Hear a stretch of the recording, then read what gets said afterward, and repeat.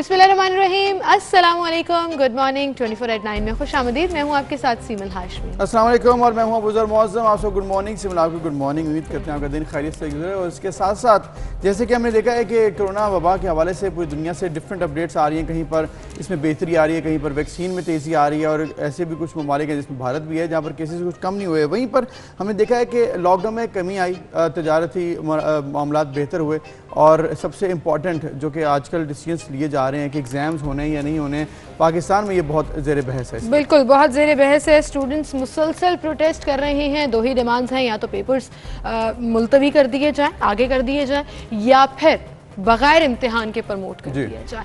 और गवर्नमेंट अपना हतमी फैसला ले चुकी थी कि एग्जाम्स तो होंगे और 10वीं और 12वीं का स्केड्यूल भी ऑलमोस्ट जारी कर दिया गया कि जून के आखिर से शुरू हो जाएंगे और बाकायदा डेट्स भी तय कर ली जाएंगी। लेकिन स्टूडेंट्स मुसलसल सरापा एहतजाज हैं, वो चाहे सोशल मीडिया प्लेटफॉर्म्स हो, वो चाहे सड़कें हों। स्टूडेंट्स ये कह रहे हैं कि अगर एग्जाम्स लिए गए तो ना तो हम एग्जाम्स में अपेयर होंगे और ना ही हम इस पूरे सिस्टम का हिस्सा बनेंगे। लेकिन बात सिर्फ इतनी सी है कि जब ये एग्जाम्स अगर गवर्नमेंट ने रख दिए तो स्टूडेंट्स आएंगे भी और उन्हें पेपर्स देने भी पड़ेंगे। बट फिलहाल उनकी डिमांड यही है कि एग्जाम्स कैंसिल किए जाएं या पोस्टपोन किए। और इसके साथ साथ इसी सिलसिले में आज एक अहम वर्चुअल इजलास होने जा रहा है जी वज़ीर तालीम शफ़क़त महमूद की ज़ेर, जिसमें आज हतमी तौर पर डिसीजन एक बार फिर रिव्यू भी किया जाएगा, एक बार फिर लिया जाएगा मैट्रिक और इंटरमीडिएट के इम्तहानात होने या नहीं होने। क्योंकि अक्सर हुआ ये है कि बहुत से शहरों से ये शिकायत आई कि बच्चों ने ऑनलाइन क्लासेस उस तरह से नहीं ली हैं, कहीं पर इंटरनेट के प्रॉब्लम से, कहीं पर ये भी मामला था कि कोर्स मुकम्मल नहीं हुआ। फिर ये भी कहा जा रहा है कि अगर ज़िमनी इंतखाबात या फिर आज़ाद कश्मीर के इंतखाबात को डिले करने की बात की जा रही कोरोना वायरस के सबब, तो फिर एग्ज़ाम्स क्यों नहीं डिले हो सकते। क्योंकि एग्ज़ाम्स बहुत हैं कि वो सही तरीके से दिए जाएँ। बच्चों का करियर इस पर डिपेंड करता है, मैट्रिक हो या FSC हो, आगे से आपने किस यूनिवर्सिटी में जाना है, किस फील्ड में दाखिला लेना है, वो इसी पर डिपेंड करता है। और अगर ये सही तरीके से ना दिए जाएं तो ऑब्वियसली वो क्वेश्चन मार्क बन जाएगा। तो इसलिए आज ये बड़ा इंपॉर्टेंट है कि इस पर सही तरीके से। लेकिन एक बात बच्चों की बड़ी इंपॉर्टेंट है और वो ये है कि ऑनलाइन सिस्टम के तहत ना तो उनके कोर्सेज कंप्लीट हुए और ना ही ऑनलाइन फैसिलिटी तमाम लोगों को अवेलेबल थी। बहरहाल ये तमाम मामलात और तमाम नकात और मुसलसल होता हुआ स्टूडेंट्स का प्रोटेस्ट आज डिस्कस किया जाएगा NCOC के इजलास में और फिर डिसीजन लिया जाएगा फाइनली कि करना क्या है। फिलहाल गवर्नमेंट का मूड एग्जाम लेने का ही लग रहा है। और आज 2 जून है, 5 दिन बाद यानी कि 7 जून से स्कूल्स भी ओपन हो रहे हैं, लेकिन उसको भी रिवाइज किया जाएगा, करंट सिचुएशन के अकॉर्डिंगली डिस्कस किया जाएगा। और करंट सिचुएशन अल्हम्दुलिल्लाह बहुत बेहतर है। आज गुज़श्ता 24 घंटों में जो पॉजिटिव रेशियो नोट की गई अबूज़र वो 3.90 थी। सो हम लोग 3 की लेन में आ गए हैं पॉजिटिव रेशियो में, जो हम 8 को क्रॉस कर रहे थे और उसके बाद 10 तक भी पहुंच गए थे। और गुज़श्ता 24 घंटों में 1843 केसेस रिपोर्ट हुए। एग्जैक्टली। और इसके साथ साथ हमने ये भी देखा कि 20 जून के बाद शुरू किए गए ये जो एग्ज़ाम्स हैं जिनकी तारीख दी गई है, मैट्रिक और इंटरमीडिएट बोर्ड के इम्तहानात जून के तीसरे हफ्ते में शुरू करने का फैसला किया गया था। तो इस पर आज रिव्यू होना है। अब देखते हैं कि किस तरह से डिसीजन लिया जाता है, क्योंकि ये बहुत इंपॉर्टेंट है। 24 मई को जो इजलास हुआ था उसमें इम्तहानात लेने का फैसला किया था। आज जो इजलास होगा उसमें रिव्यू करके फाइनल डिसीजन ले लिया जाएगा। मतलब अगर आज ये डिसीजन लिया जाता है, जो एहतजाज हुआ हमने ओवरऑल देखा है, सोशल मीडिया पर भी टॉप ट्रेंड बना रहा, कैंसिल बोर्ड एग्जाम्स से पहले कैम्ब्रिज एग्जाम्स के हवाले से, तो ये हमने ओवरऑल देखा है कि काफ़ी ज़्यादा एहतजाज सड़कों पर भी किया गया है, ऑनलाइन भी किया गया है, ट्विटर पर भी किया गया है। तो ये अपनी आवाज़ तो स्टूडेंट्स ने बुलंद तो की है। तो लेट्स सी अब इसके हवाले से क्या डिसीजन लिया जाता है। बिल्कुल, इसके हवाले से क्या डिसीजन लिया जाता है। लेकिन एक और तशवीश सर उठाने लगी है। और हम जब कोविड की वेव्स का जिक्र करते हैं तो थर्ड वेव अल्हम्दुलिल्लाह अब आहिस्ता आहिस्ता उसका ग्राफ डाउन हो रहा है। तो अब ये खबरें आ रही हैं कि कराची में इंडियन वेरिएंट जो है वो उसकी तस्दीक हुई है। और भारत में तबाही मचाने वाला जो कोरोना वायरस का वेरिएंट है वो अब पाकिस्तान में भी मौजूद है। और उसका पहला केस कराची में रिपोर्ट हुआ और कराची से ताल्लुक़ रखने वाले 3 मरीजों के अहले खाना का भी टेस्ट किया गया, जिसके बाद एक और केस इंडियन वेरिएंट का सामने आ गया। बिल्कुल। और ये जो रिहायशी हैं डिफेंस फेज 4, 7 और गुलशन इकबाल में मुतासर अफराद को बमा अहलो अयाल घरों में क्वारंटीन कर दिया गया है। तो लेट्स सी कि ये क्या होता है, क्योंकि इससे पहले भी ये बात आई थी कि इराक से खातून आई और उनसे भी दोबारा उनका टेस्ट किया गया, लेकिन वो नेगेटिव आ चुका है अल्हम्दुलिल्लाह। लेकिन अगर ये इंडियन वेरिएंट के ऊपर इग्नोरेंस दिखाई जाती या फिर अगर इसको फैलने दिया जाता तो ये बहुत बड़ी तबाही फैल सकता था, ये परेशानी का बायस बन सकता था।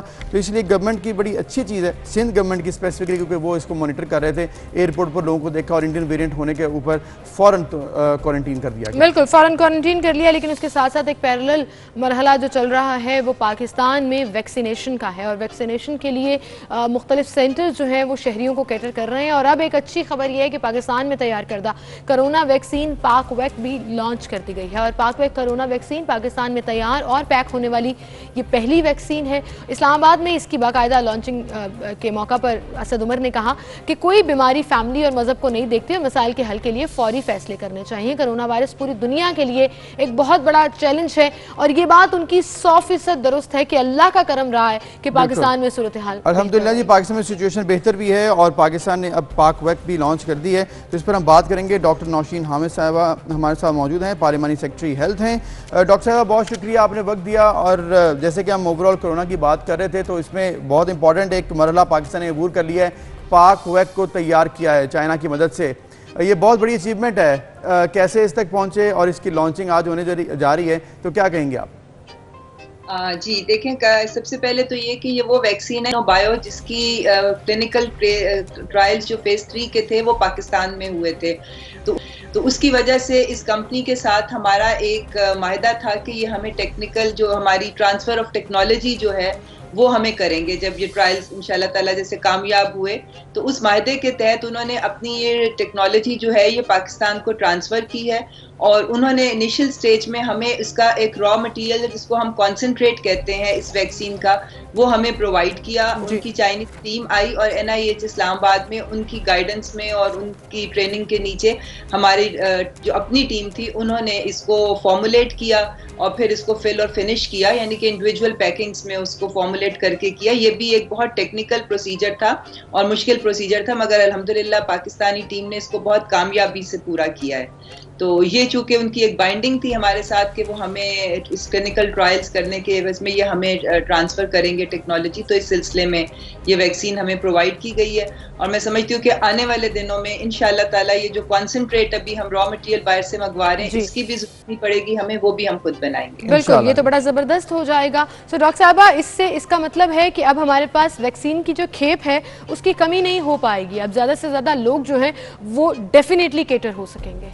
जी बिल्कुल, और इस वैक्सीन की सबसे बड़ी बात ये कि ये 1 डोज है, सिंगल डोज है और ये इफेक्टिव वैक्सीन है। लेकिन अभी इसकी पहली जो है वो खेप 1,20,000 की बनी थी जिसकी कल लॉन्चिंग हुई है, और अब इस महीने जो जून का महीना है इसमें 9 लाख मजीद डोजेस जो हैं वो बनाई जाएंगी, और उसके बाद फिर हम इंशाल्लाह ताला उस कैपेसिटी को अचीव करेंगे कि हर महीने 30 लाख डोजेस जो हैं वो बनेंगी। बिल्कुल। डॉक्टर साहिबा, ये बताइएगा, ये पाकवैक जो है ये कैंसाइनो के फॉर्मूला के ऊपर ही है, क्या ये दोनों सेम वैक्सीन है?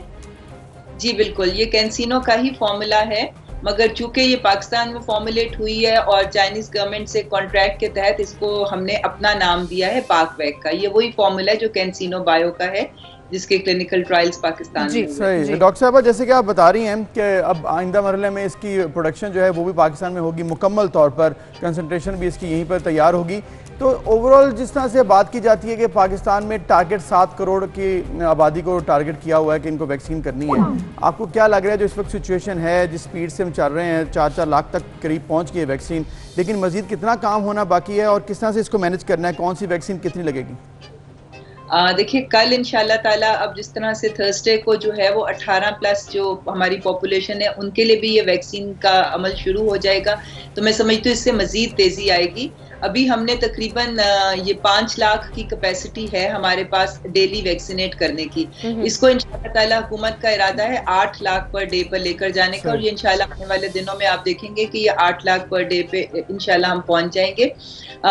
बिल्कुल, ये जिस वक्त जो वैक्सीन भी पाकिस्तान को अवेलेबल और जिस एवेन्यू से भी मिलेगी पाकिस्तान उसको अवेल कर रहा है ताकि हर सोर्स से वैक्सीन हमारे पास आए और वैक्सीन की कमी ना हो। मगर इसके अंदर जो वैक्सीन की एफिकेसी है, उसकी सेफ्टी है और उसकी जितनी इफेक्टिवनेस है उसके ऊपर उसकी क्वालिटी के ऊपर पाकिस्तानी गवर्नमेंट कोई कॉम्प्रोमाइज़ नहीं कर रही। हमारी टेक्निकल एक्सपर्ट कमेटी है वो इन वैक्सीन्स को बहुत डीपली स्टडी करती है, इनके क्लिनिकल ट्रायल्स को, इनके रिजल्ट को, और जब वो वैक्सीन अपने मयार के ऊपर पूरा उतरती है तो फिर उसको पाकिस्तान के यूज के लिए अप्रूव करता है। और मल्टीपल वैक्सीन यूज होंगी जी इस प्रोसेस में। बिल्कुल, मल्टीपल वैक्सीन यूज होंगी और वो हो भी रही है एज गैप के हवाले से, जिस तरह से पूरा एक एसओपी तैयार किया गया है। डॉक्टर साहिबा, इसके साथ साथ अभी इससे पहले हम जो खबर डिस्कस कर रहे थे कि इंडियन वेरिएंट पाकिस्तान में आ गया है। पहले ही हमने देखा कि सिंध ने अपनी तौर पर पूरे प्रोविंस में पाबंदियां सख्त की हैं फॉर 2 वीक्स ताकि उनकी रेशो कम हो, और उसका पॉजिटिव रिजल्ट आया भी।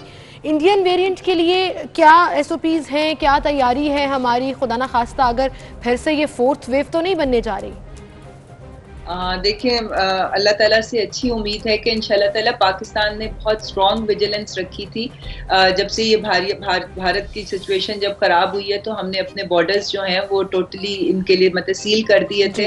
और उसके अलावा जो बाहर से डॉक्टर साहब, आप जिस तरह से बता रही हैं इंडियन वेरिएंट के हवाले से, इस पर हमने मजीद बात करनी है। अभी तो एक ब्रेकिंग दे अपनी नाजरीन को, ताजिकिस्तान के सदर इस वक्त पाकिस्तान के दौरे पर पहुँच चुके हैं, वो भी नाजरीन को दिखा रहे हैं। 2 रोज़ा दौरा है जी, इस्लामाबाद में पहुँच गए हैं और इनका इस्तकबाल किया जा रहा है। इस वक्त ताजिकिस्तान के सदर जो हैं इस वक्त 2 रोज़ा दौरे पर इस्लामाबाद पहुंच गए हैं।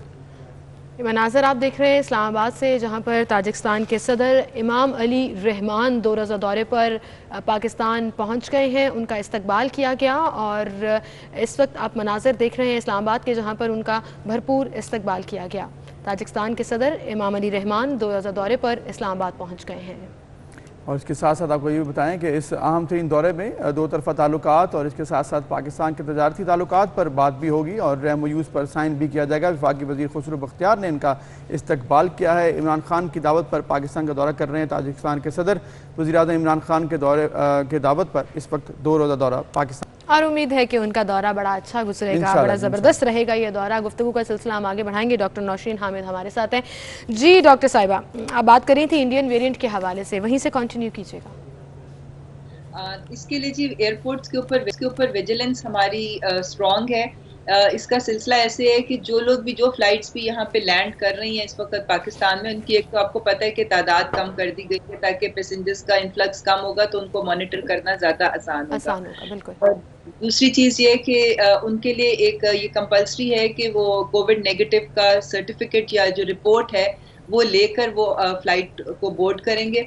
मगर इसके पाकिस्तान उन रिपोर्ट्स के ऊपर डिपेंड नहीं कर रहा। जब वो फ्लाइट पाकिस्तान के किसी भी एयरपोर्ट पे लैंड करती है तो वहां पर उनका रैपिड एंटीजन टेस्ट होता है। वो कोविड का दोबारा से एक रिकन्फर्मेशन के लिए टेस्ट किया जाता है जो हुकूमत खुद करती है। और उसमें जो लोग पॉजिटिव आते हैं, फिर जिस तरह से अभी जो इंडियन वेरिएंट का एक केस आजाद कश्मीर का पकड़ा गया था वो इसी तरह से हुआ था कि उसका टेस्ट यहाँ पर पॉजिटिव आया। उसके बाद उसका जो सैंपल था उसको NIH में भेजा गया सीरो टाइपिंग के लिए। फिर हमें ये पता चलता है कि वेरिएंट कौन सा है। ये काफी एक मुश्किल और टेक्निकल है, मगर पाकिस्तान अपनी ये वाला टेस्ट जो है ये परफॉर्म कर रहा है बाहर से आने वाले पैसेंजर्स के ऊपर। तो हमें पता चल जाता है कि अगर कोई वेरिएंट आता है तो उसको फिर फौरी तौर पे आइसोलेट करके और फिर मैनेज करते हैं। सही डॉक्टर साहबा, आपने जैसे कहा कि अब आइसोलेशन में भी किया जाता है, क्वारंटीन भी किया जाता है। एक मामला जिसके ऊपर अपोजिशन ने बड़ी तनकीद की और लोगों ने भी कहा कि ये सही तरीके से मैनेज नहीं हुआ कि सिविल एविएशन ने पिछले 4 महीनों में एक तरफ तो ठीक है कि कारकर्दगी दिखाई है अच्छी, लेकिन वहीं पर UK वेरिएंट भी इसी तरह से आया। इसके अलावा दीगर भी केसेस, साउथ अफ्रीकन वेरिएंट भी सामने आया। तो ये कहा जाता है कि प्रॉपर मॉनिटरिंग नहीं थी एयरपोर्ट्स पर, कोशिश की जाती थी लेकिन प्रॉपर फुल फ्लैज अच्छे तरीके से इसको मैनेज नहीं किया गया। गलतियां कहाँ पर हुई हैं? नहीं, देखें जी, ये मैं समझती हूँ कि मुनासिब बात नहीं है, इसलिए क्योंकि 100% पॉजिटिव रिजल्ट्स जो हैं वो कोई भी टेस्ट हमें नहीं देता, चाहे वो अमेरिका में किया जा रहा हो, चाहे वो यूरोप के किसी डेवलप्ड कंट्री में किया जा रहा हो। उन कंट्रीज में भी ये वेरिएंट डिफरेंट पहुंचे हैं और वहां पर भी प्रॉब्लम्स आई हैं, क्योंकि जो PCR टेस्ट होता है कोविड का वो उसमें फॉल्स नेगेटिव के चांसेस भी होते हैं और कोई तरीका ऐसा नहीं होता है कि जिससे आप पता कर सके कि वाकई ये कैरियर है या ये नहीं है। बिल्कुल सही कह रही हैं आप। एंड आई मैं समझती हूँ हुकूमत ने की है। बिल्कुल सही। And good luck to the government, क्योंकि हम अफोर्ड नहीं कर सकते कि अब 4th वेव आए या कोई और वेरिएंट आए और एक बार फिर से हम पाबंदियों की तरफ जाएं। अल्हम्दुलिल्लाह बहुत हद तक कंट्रोल हो गया है। 3.9 बड़ी खुशाइंद रेशो है और आई होप कि अब इससे नीचे ही आएगा। डॉक्टर साहिबा, लेकिन दूसरी तरफ एक और तबका मैं उन्हें उसे तबका ही कहूंगी जो मुसलसल प्रोटेस्ट किए हुए हैं, वो हैं स्टूडेंट्स जो चाह रहे हैं कि एग्जाम्स ना हो या बगैर एग्जाम्स के प्रमोट कर दिया जाए या पोस्टपोन हो जाए। आज एनसीओसी का इजलास जिसमें अहम नुक्ता ये भी डिस्कस किया जाएगा। क्या आप समझती हैं कि स्टूडेंट्स के एग्जाम्स जो हैं वो अंडर डिस्कशन दोबारा आने चाहिए, क्योंकि गवर्नमेंट ने तो हतमी फैसला कर लिया था कि एग्जाम्स तो अब होंगे। जी देखिए, हुकूमत ने बिल्कुल, क्योंकि हमारे ये बच्चों का मुस्तकबिल है और ऑलरेडी मैं समझती हूँ कि 1-1.5 साल से पढ़ाई का बहुत हर्ज हो गया है। इसमें यह है कि एग्जाम्स जो किए जाएंगे वो बिल्कुल एसओपीज के साथ, और उसके लिए जिस तरह आपको अब ये बताया कि तमाम टीचर्स की वैक्सीनेशन जो है वो हमारी कोशिश है कि जल्द अज जल्द मुकम्मल हो जाए। पाकिस्तान में 20 लाख टीचर्स हैं, तो उनको प्रायोरिटी बेसिस के ऊपर वैक्सीनेट किया जा रहा है ताकि एटलीस्ट वो लोग सेफ हो जाए और उनके थ्रू जो है ये इसका फैलाव जो है वो ना हो। और स्टूडेंट्स के लिए भी डेफिनेटली तमाम हिफाजती इकदाम लिए जाएंगे, और जो 18 इयर्स प्लस के होंगे, यूनिवर्सिटी के, कॉलेजेस के स्टूडेंट्स, उनके लिए भी वैक्सीनेशन अब खुल गई है। तो मैं समझती हूँ कि ये बिल्कुल एसओपीज के साथ और पूरी एहतियाती तदाबीर के साथ जो है ये एग्जाम्स होने चाहिए, क्योंकि बच्चों के मुस्तकबिल का सवाल है। हमने एक प्रोडक्टिव कौम बनानी है और इंशाअल्लाह ताला ऐसे ही होगा। डॉक्टर साहब, आपने कहा कि प्रोडक्टिव कौम बनानी है, डेफिनेटली एसओपीज को रखा गया मरोज खातिर, लेकिन अगर आप जाते जाते ये बता दीजिए कि आज चूँकि वज़ीर तालीम शफकत महमूद की ज़ेर सदारत ये इजलास है, पहले भी इजलास हुआ, पहले यानी कि डिसीजन जब लिया गया था तो हतमी नहीं था, तभी ज़रूरत पड़ी, या फिर ये जो प्रेशर आया स्टूडेंट्स का इसकी वजह से रिव्यू किया जा रहा है?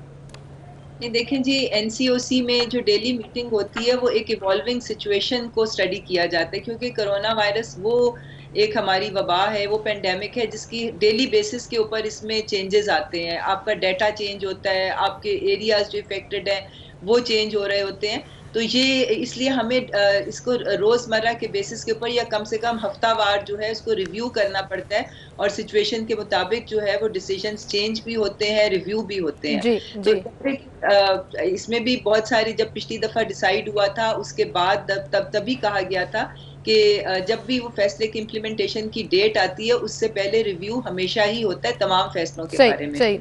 डॉक्टर साहिबा, ये तो बैनुल सूबाई वज़राए तालीम का जो इजलास है उसकी भी हम बात कर रहे थे। अब स्टूडेंट्स का मुतालबा सिर्फ कोविड की सिचुएशन के हवाले से नहीं है कि हमें कोरोना लग जाएगा, हमने फिजिकल एग्जाम्स नहीं देना। उनके मुतालिबात में एक बड़ा मुतालबा ये भी है कि हमने ऑनलाइन पढ़ा है और फिर ऑनलाइन एग्जाम ले लिया जाए, जितना ऑनलाइन पढ़ाया गया उतना एग्जाम हो जाएगा, तैयारी भी वैसी होगी। तो असल कंसर्न उनका तैयारी के हवाले से है, कोर्स कंप्लीशन के हवाले से है। तो क्या आप समझती हैं कि ये मामला भी डिस्कस किया जाएगा, क्योंकि ये पॉइंट उनका बड़ा वैलिड है। ऑनलाइन फैसिलिटी हर एक को अवेलेबल नहीं थी 1.5 साल में। नहीं, इसके अंदर डेफिनेटली स्टूडेंट्स को फैसिलिटेट किया जाएगा। जहाँ तक मेरे इल्म में है, सिलेबस को भी शॉर्ट किया जाएगा, लिमिटेड सिलेबस होगा और उनको बिल्कुल गाइडलाइंस मिलेंगी। इस तरह नहीं होगा कि और ज़ाहिर मार्किंग के अंदर भी बहुत रिलैक्सेशन दी जाएगी, मगर ये तमाम चीज़ों को स्टूडेंट्स को टोटली फैसिलिटेट किया जाएगा, इसलिए उनको घबराने की ज़रूरत नहीं है। हुकूमत उनकी बेहतरी के लिए ये तमाम इकदाम ले रही है। ठीक है, घबराने की ज़रूरत नहीं है। डॉक्टर नौशीन हामिद साहिबा ने ऐसा कहा है स्टूडेंट्स को, और उन्होंने कहा है कि मार्किंग में थोड़ी लीनियंसी होगी, तो ये भी एक अच्छी बात है। बहुत शुक्रिया डॉक्टर नौशीन हामिद साहिबा, आप हमारे साथ मौजूद थी। अगर मार्किंग में ऐसी होगी तो बहुत से लोग पास हो जाएंगे, फिर उनको कॉलेज में एडमिशन नहीं मिलेगा, फिर वो परेशान होंगे, और अगर पास नहीं हो सकेंगे तो वो भी कहेंगे कि जी हमारे साथ लीनियंसी क्यों नहीं बढ़ती गई है। तो ये परेशानी कभी भी खत्म नहीं होगी। दो अच्छी बातें निकली इसमें से स्टूडेंट्स के लिए, जरा गौर से सुनिएगा। एक अच्छी बात यह है कि आपको हर मुमकिन कोशिश की जाएगी कि केटर किया जाए, कोर्स लाइन पास काम कर होगी, दिया सब पास कर दिया जाए। दूसरी अच्छी बात, ध्यान से सुनिएगा, घबराना नहीं, घबराना नहीं है। डॉक्टर नौशीन हामिद साहिबा ने भी कहा है, बिल्कुल ठीक है, घबराना नहीं है। ये प्राइम मिनिस्टर से लेकर तमाम लोग जब ये सेंटेंस कहते हैं तो ऐसी खुद ब खुद स्माइल आ जाती है। अच्छी बात है ना, घबराना नहीं है, इजी हो जाए, रिलैक्स हो जाए, एग्जाम्स देने, तैयारी करें, क्योंकि मुझे अभी तक जो गवर्नमेंट का मूड लग रहा है वो यही है कि उन्होंने एग्जाम्स लाजमी लेने हैं। एक ब्रेक लेते हैं, फिर मिलते हैं।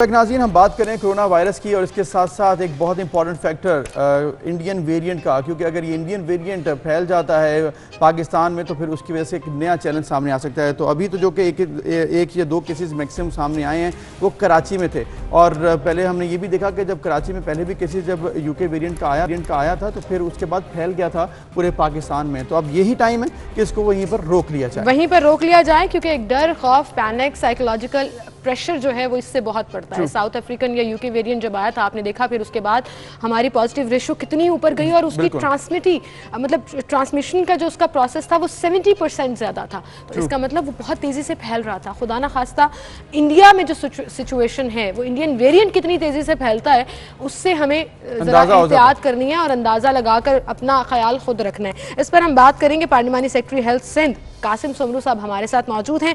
अस्सलाम वालेकुम कासिम साहब। वालेकुम अस्सलाम। बड़ी तशवीश की बात है जी, आप लोगों ने 2 हफ्ते का लॉकडाउन लगाया सिंध में, जिससे सिचुएशन बेहतर हुई, पॉजिटिव रेशो भी कम हुई और ओवरऑल रेशो भी कम हुई। लेकिन अब एक और मसला सर उठा रहा है। कुछ लोग इसको 4th वेव कह रहे हैं, कुछ लोग इसको इंडियन वेरिएंट कह रहे हैं जो अब डिटेक्ट हो गया है कराची में। बिल्कुल जी, बड़ी हद तक आपकी बात दुरुस्त है, लेकिन देखें इसमें जो सबसे इम्पोर्टेंट बात है कि ये लोकल ट्रांसमिटेबल उस वक्त होती है कि ये यहाँ पैदा होता है या यहाँ किसी से हमारी जो इंडिया के साथ तो हमारी ट्रैवलिंग है नहीं, तो वहाँ से तो आया नहीं है। लेकिन यही बात हम आपको याद होगा आपके प्रोग्राम के थ्रू और डिफरेंट फोरम्स पर मुख्तलिफ औकात में हम ये बात बड़ी जो है डिस्कशन में आती रही और NCOC के प्लेटफॉर्म पर भी कि जी हमें उन तमाम ममालिक के साथ जो है वो जो हमारी कम्युनिकेशन जिस तरीके से भी हो वो हमें कम्युनिकेशन स्टॉप करनी चाहिए, पर्टिकुलरली जहाँ से जो हमारे पास से जो जहाज़ आ रहे हैं बाहर मुल्क ममालिक से, तो हमें उस पर सख्ती करनी चाहिए या तो हमें उन ममालिक से किसी तरीके से भी जो है वो हमारी जो एयर ट्रांसपोर्ट है उसको बंद करना चाहिए। और ये भी अभी भी ये लोग जो हैं वो पाकिस्तानी हैं, ज़ायरीन हैं, बाहर गए हुए थे और उन ममालिक में थे जहाँ पर हम ज़ियारतों के लिए लोग जाते हैं, वहाँ से ये लोग वापस आए। ये तो हमारी जो पहले दिन से लेकर इस पे हमारी जो है वो सख्ती है कि जी हम जो भी शख्स बाहर से आता है, लैंड करता है पाकिस्तान में, उसकी हम जो है वो एयरपोर्ट पर भी स्क्रीनिंग करते हैं, उसके टेस्ट लेते हैं, वहाँ से जो भी पॉजिटिव कर देते हैं उसको हम आइसोलेट कर देते हैं, होटल्स में बना देते हैं, फैसिलिटीज़ में हम जो है उसको बंद करते हैं, हम फिर उसकी PCR भी करवाते हैं, कॉन्टैक्ट ट्रेसिंग भी करते हैं, सारा काम होता है। लेकिन जो फर्स्ट इंस्टेंस पे है ये पहले दिन से लेकर जो है सिग्नल्स की वजह से आई थिंक हमारा राब्ता जो है वो हो रहा है। लेकिन जैसे कि कासिम सोमरू साहब बता रहे थे कि हमारी सख्ती है बहुत ज़्यादा, इसीलिए ये केस पकड़ा गया और आइडेंटिफाई भी हो गया, उसको कैच भी कर लिया गया। डायरेक्ट इंडियन वेरिएंट यहाँ पर नहीं आया। लेकिन कासिम सोमरू साहब मैं ये ज़रूर जानना चाहूँगी कि UK वेरिएंट जब यहाँ पर आया था तो उसके बारे में भी ये कहा जा रहा था क्योंकि यहाँ ये प्रोड्यूस नहीं हुआ इसलिए शायद नहीं फैलेगा, लेकिन फिर हमने देखा कि वो कितनी तेज़ी से जो है वो ट्रांसमिट हुआ। बिल्कुल, बड़ी तेज़ी से पहले ही फैला है। कासिम सोमरू साहब, आप जिस तरह से जिक्र कर रहे थे, आपने कहा कि मज़ीद सख्ती करनी होगी क्योंकि ये इराक से कुछ लोग आए हैं या कुछ लोग किसी और मुल्क से आए, वहाँ पर उनको ये वायरस लगा और उसके बाद पाकिस्तान वो आ गए।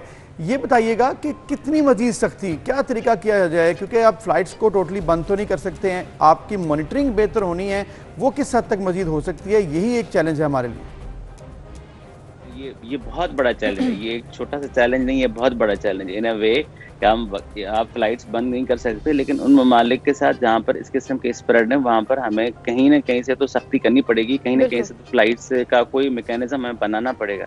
ऐसा नहीं हो सकता कि हम लोगों को छोड़ें कि जी आप आ जाएं। अब यहाँ पर आने के बाद आपको खुद को पता है कि हमारा जो वॉलंटियरली SOPs को फॉलो करने का जो एटीट्यूड है या वो हमारा अभी उस तरीके से हम उसको अडॉप्ट नहीं कर रहे।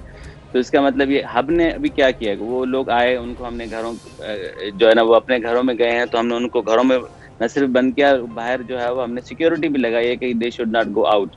फिर हमने उनके जितने कॉन्टेक्ट से जो जहाज़ में उनके साथ जितने लोगों ने सफ़र किया तमाम की हमने टेस्टिंग की है, जीनोमिक स्टडीज़ की हैं। अब यही बात हम पहले दिन से कह रहे हैं। अब हमारे पास साउथ अफ्रीकन वेरिएंट उसी तरीके से है, हमारे पास UK वेरिएंट भी है, अब ये 3-4 लोग इस तरह से ये भी आ गए हैं। फिर ये लोग कश्मीर में भी एक केस वहाँ पर भी जो है वो NIH ने जो है वो डिटेक्ट किया था।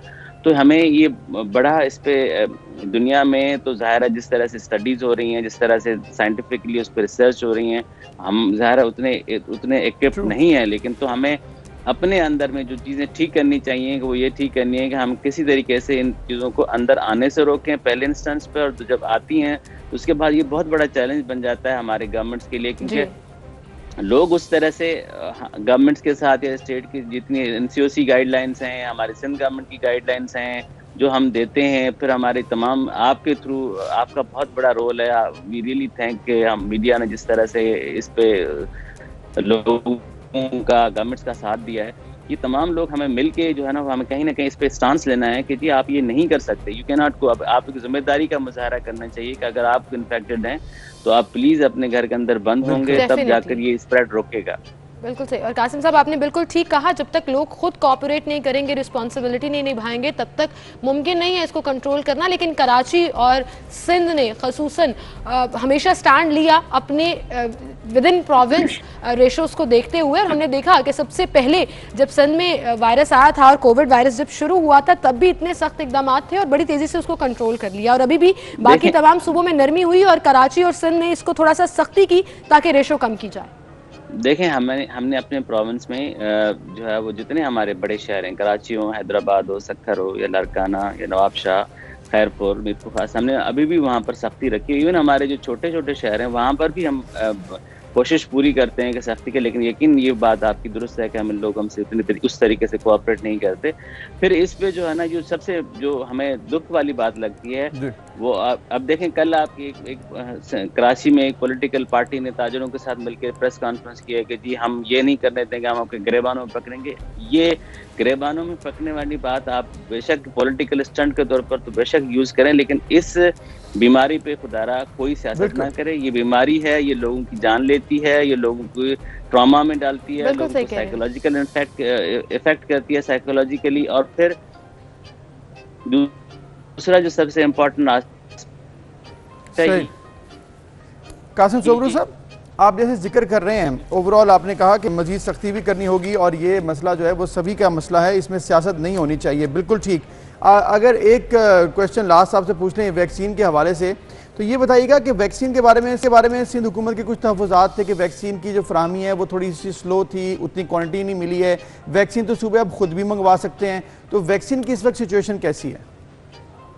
ठीक है, अल्लाह का शुक्र है, हमारे पास अभी वैक्सीन ड्राइव बहुत हमने बड़ी हद तक कोशिश की है कि न सिर्फ गवर्नमेंट हॉस्पिटल्स, फिर हमारे जो प्राइवेट हॉस्पिटल जो ट्रस्ट के हॉस्पिटल्स हैं उनके ऊपर भी हमने वैक्सीन फराहम कर दी है। फिर हमने जो इंडस्ट्रियल एरियाज़ के वर्कर्स को दे दी है, हमने जो है वो डिफरेंट हर तरीके से, अब कॉर्पोरेट सेक्टर जितना है वो हमसे ये इस पे है कि जी हमारी तमाम ऑफिस से हमने मैंडेटरी कर दिया है कि लोग वैक्सीनेटेड हों। इस तरह से हम इस आइडिया पे भी सोच रहे हैं कि जो ये रेस्टोरेंट्स या जिम वाले या इस किस्म के मिसाल आपके सैलून्स वाले हैं या ब्यूटी पार्लर्स, हम कह रहे हैं कि आप अपने आप खोलना चाहते हैं तो आप अपने फर्स्ट इंस्टेंस पे आप ये करें कि जी आपके पास आपका पूरा स्टाफ वैक्सीनेटेड हो, फिर आपके पास जो लोग आए वो वैक्सीनेटेड हों, ताकि हम आपको ग्रेजुअली जो है वो हम नॉर्मलाइजेशन की तरफ जाएं। लेकिन उसके लिए ज़रूरी है हमारे पास इनफ वैक्सीन है, हम हर तरीके से हर सोसाइटी के जो है वो के पास पहुंच भी रहे हैं। हमारा स्टाफ उनके घरों उनके ऑफिस तक भी जाता है जी। फिर हम जो हमारे सेंटर्स बहुत बड़े खुले, अब हम 80,000 90,000 के पर डे % जो है वो वैक्सीनेट कर रहा है। तो हमारे पास अब इनफ वैक्सीन अवेलेबल हैं। हम चाहते हैं कि हम ये 2 लाख 2.5 लाख 3 लाख पर डे पर जाएं। बिल्कुल ठीक। उसके लिए उसके लिए एक रिक्वेस्ट ये है कि आप ये मैसेज आपके थ्रू जाए कि जी आप वैक्सीन आर द सेफ, कोई इसमें ये साइड इफेक्ट ये मोबाइलों पे जिसकी कहानियां आप हर रोज ये जो आ रही हैं ये बिल्कुल सही ठीक नहीं है। आप आए जो है इस पे हेजिटेंसी खत्म करें। Vaccine are available, vaccine are safe और vaccine save lives, this is more important. जबरदस्त जी, वैक्सीन सेव लाइफ और ये बड़ा ज़रूरी है मैसेज देना, और इसमें कोई किसी किस्म का प्रोपेगेंडा अगर किया जाता है तो उसको जो है सप्रेस करना चाहिए। बहुत शुक्रिया।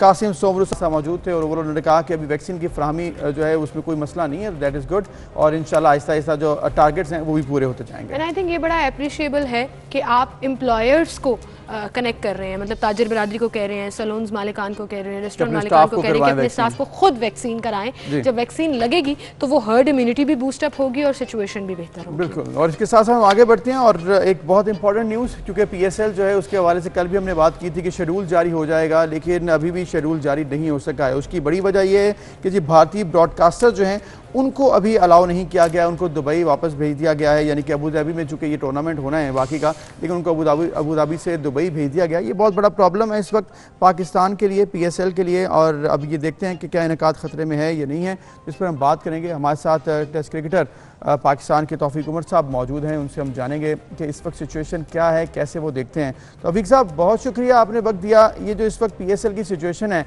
ऐसे लगता है कि एक बार फिर कन्फ्यूजन का शिकार हो चुकी है कोविड और उसके बाद जो सिचुएशन है उसकी वजह से।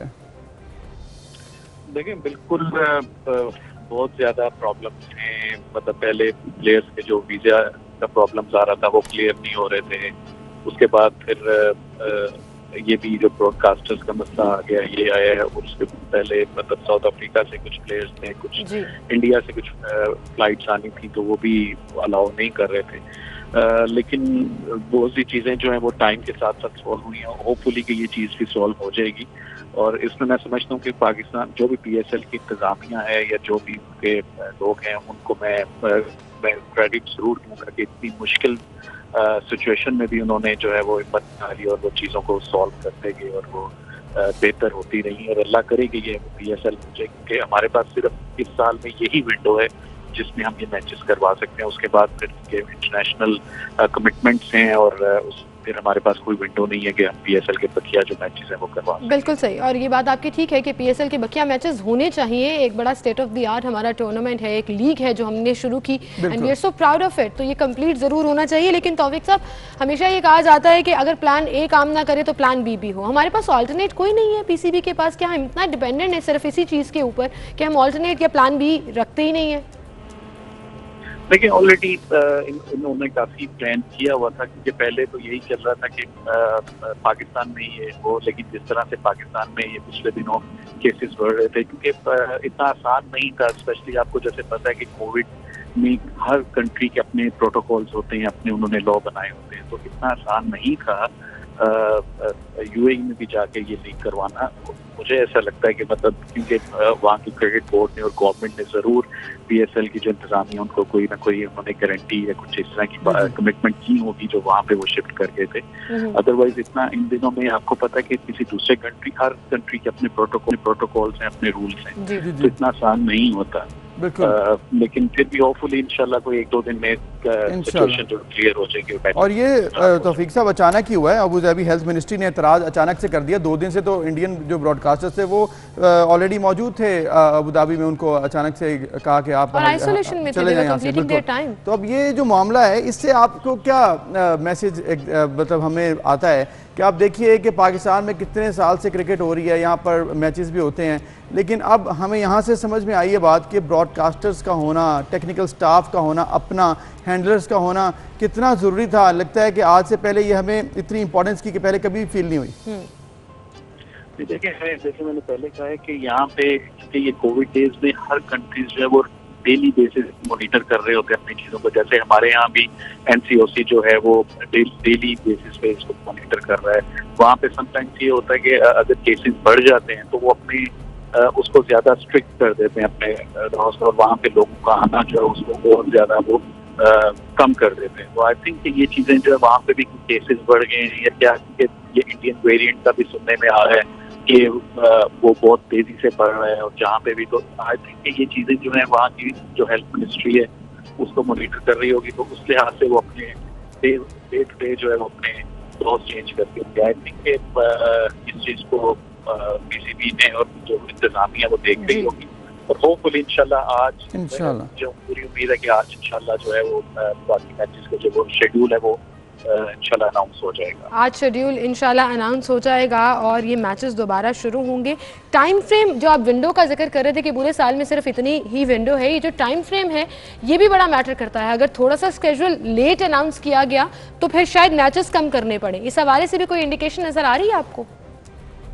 इसमें कल जो है एक PCB जो इंडियन क्रिकेट बोर्ड है उनकी तरफ से एक बहुत ही मतलब मैं समझता हूँ कि एक अच्छी और पॉजिटिव है कि अगर पाकिस्तान टीम को पहले 21 जून को ट्रैवल करना था इंग्लैंड के, अब उन्होंने आई थिंक 3 दिन बढ़ा दिए कि अगर पाकिस्तान टीम 24 जून तक भी आ जाए तो मतलब उन्होंने कहा कि हम मतलब उसको आगे शेड्यूल को आगे कर लेते हैं। तो आई थिंक ये 3 दिन जो है ये पाकिस्तान ये PSL इंतजामिया के लिए एक बहुत ही अच्छी न्यूज़ है और अब 24 को भी PSL का फाइनल हो सकता है। तो आई थिंक ये ऐसी है जो कि बहुत पॉजिटिव है PSL के लिए।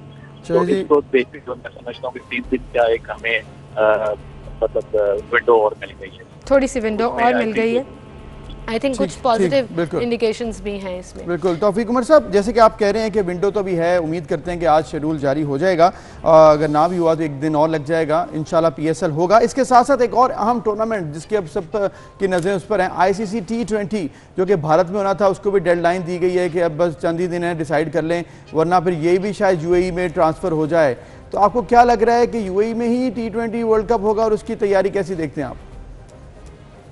देखिए ये क्योंकि इसमें ना, जैसे मैंने कहा है आपको कि इसमें day to day situation change होती हैं। हो सकता है कि अभी जैसे इंडिया में तो बहुत केसेस बढ़ रहे हैं, पिछले दिनों हमारे यहाँ भी जो है ग्राफ बहुत ज्यादा था, बहुत तेजी से बढ़ रहे थे।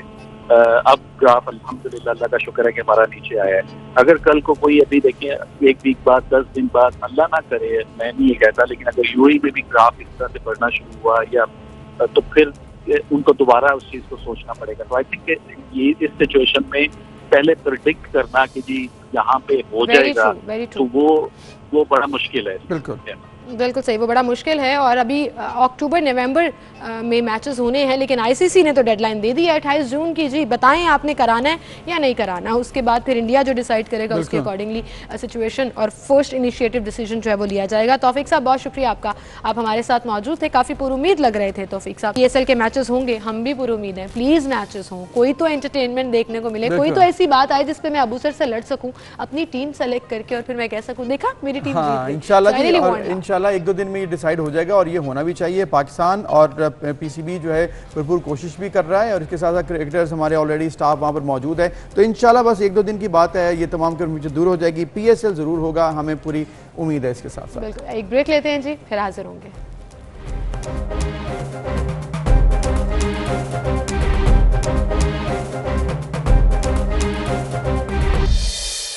वेलकम बैक जी। अब हम बात करेंगे पाकिस्तान में जो पॉलिटिकल डेवलपमेंट हुई है। पॉलिटिकल डेवलपमेंट इसीलिए मैं कह रहा हूँ क्योंकि मौलाना साहब जो है उन्होंने स्टेटमेंट एक बड़ी ज़बरदस्त दी। उन्होंने कहा कि चाहे 5 दिन लगें चाहे 5 साल लगें, हमारी जद्दोजहद जारी रहेगी। तो वहीं पर वज़ीर-ए-आज़म इमरान खान ने भी कल कहा है कोयटा में कि ऐसे लग रहा है कि अगली हुकूमत भी मेरी होगी और ये जो अपोजिशन है ये इसी तरह से मेरे दिन जाने के जो हैं वो गिनती रहेगी। और मुझे ये भी लगता है कि जैसे हम जिक्र कर रहे थे कि अब 3 साल पूरे हो गए और 2 साल ऑलमोस्ट रह गए, तो अब शायद कैंपेन्स जो है ना वो दोनों तरफ से शुरू हो गई, अगले इलेक्शंस की बात होना शुरू हो गई। जैसे उन्होंने कल वाज़े तौर पे कहा कि PTI की अगली हुकूमत में बलूचिस्तान मजीद तरक्की करेगा।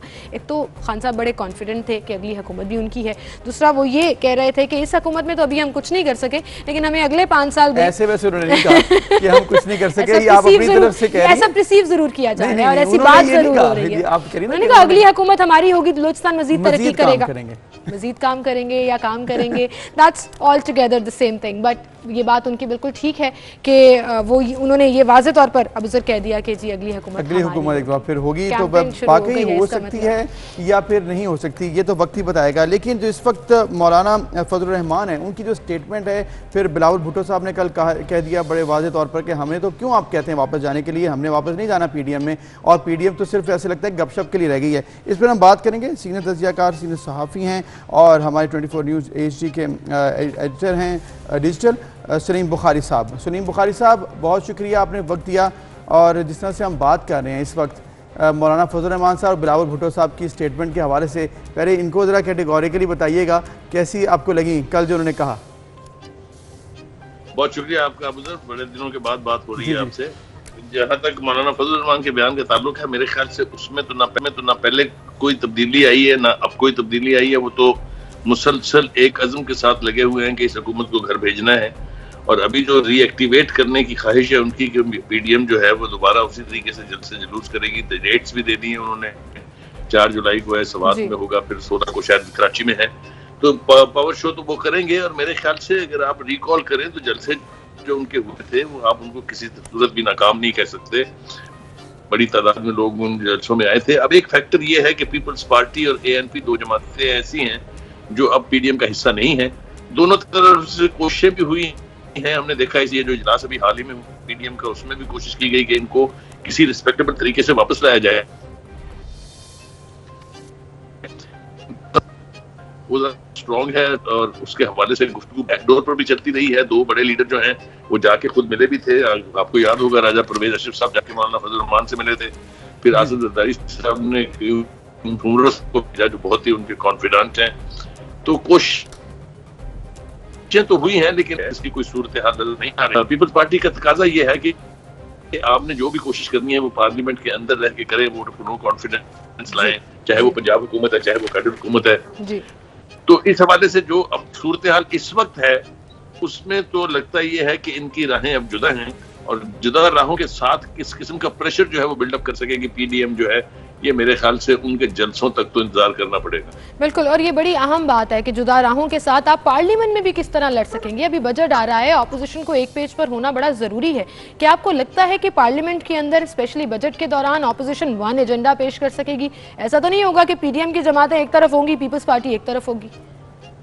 सिमरन, ये मेरे ख्याल से बड़ा गंभीर सवाल है, इसलिए कि बजट जो है वो हुकूमत की बड़ी दुखती रग होता है। उसको पास करवाना चाहे जो भी उन्हें करना पड़े वो कोशिश करते हैं, लेकिन जिस तरह हम देख रहे हैं कि पीपल्स पार्टी की क़यादत बिलावल भुट्टो साहब ने तो अभी कल ही कहा है कि हम उनको टफ टाइम देंगे। इसी तरह से पीडीएम जो है वो जाहिर है किसी सूरत भी हुकूमत के साथ कोऑपरेट तो इस हवाले से नहीं कर सकती। तो अगर ये जमातें मिल जाती हैं पार्लियामेंट के अंदर और एक स्ट्रॉन्ग महाज खड़ा करती हैं तो बजट पास होना यकीनी तौर पे काफी मुश्किल दिखाई देता है, इसलिए कि जहांगीर तरीन का ग्रुप जो है और जितने भी एमएनए उनके साथ हैं वो अगर उनके साथ रिकंसाइल नहीं होता इमरान खान साहब का, अगर वो रिलीफ नहीं देते हैं जहांगीर तरीन को और वो सिर्फ अब्सटेन कर जाएं बाहर, यानी वोट ना भी दें हुकूमत के खिलाफ, तो तब भी एक बहुत मौसर सूरत हाल जो है वो अपोजिशन के हक में वहां क्रिएट हो सकती है।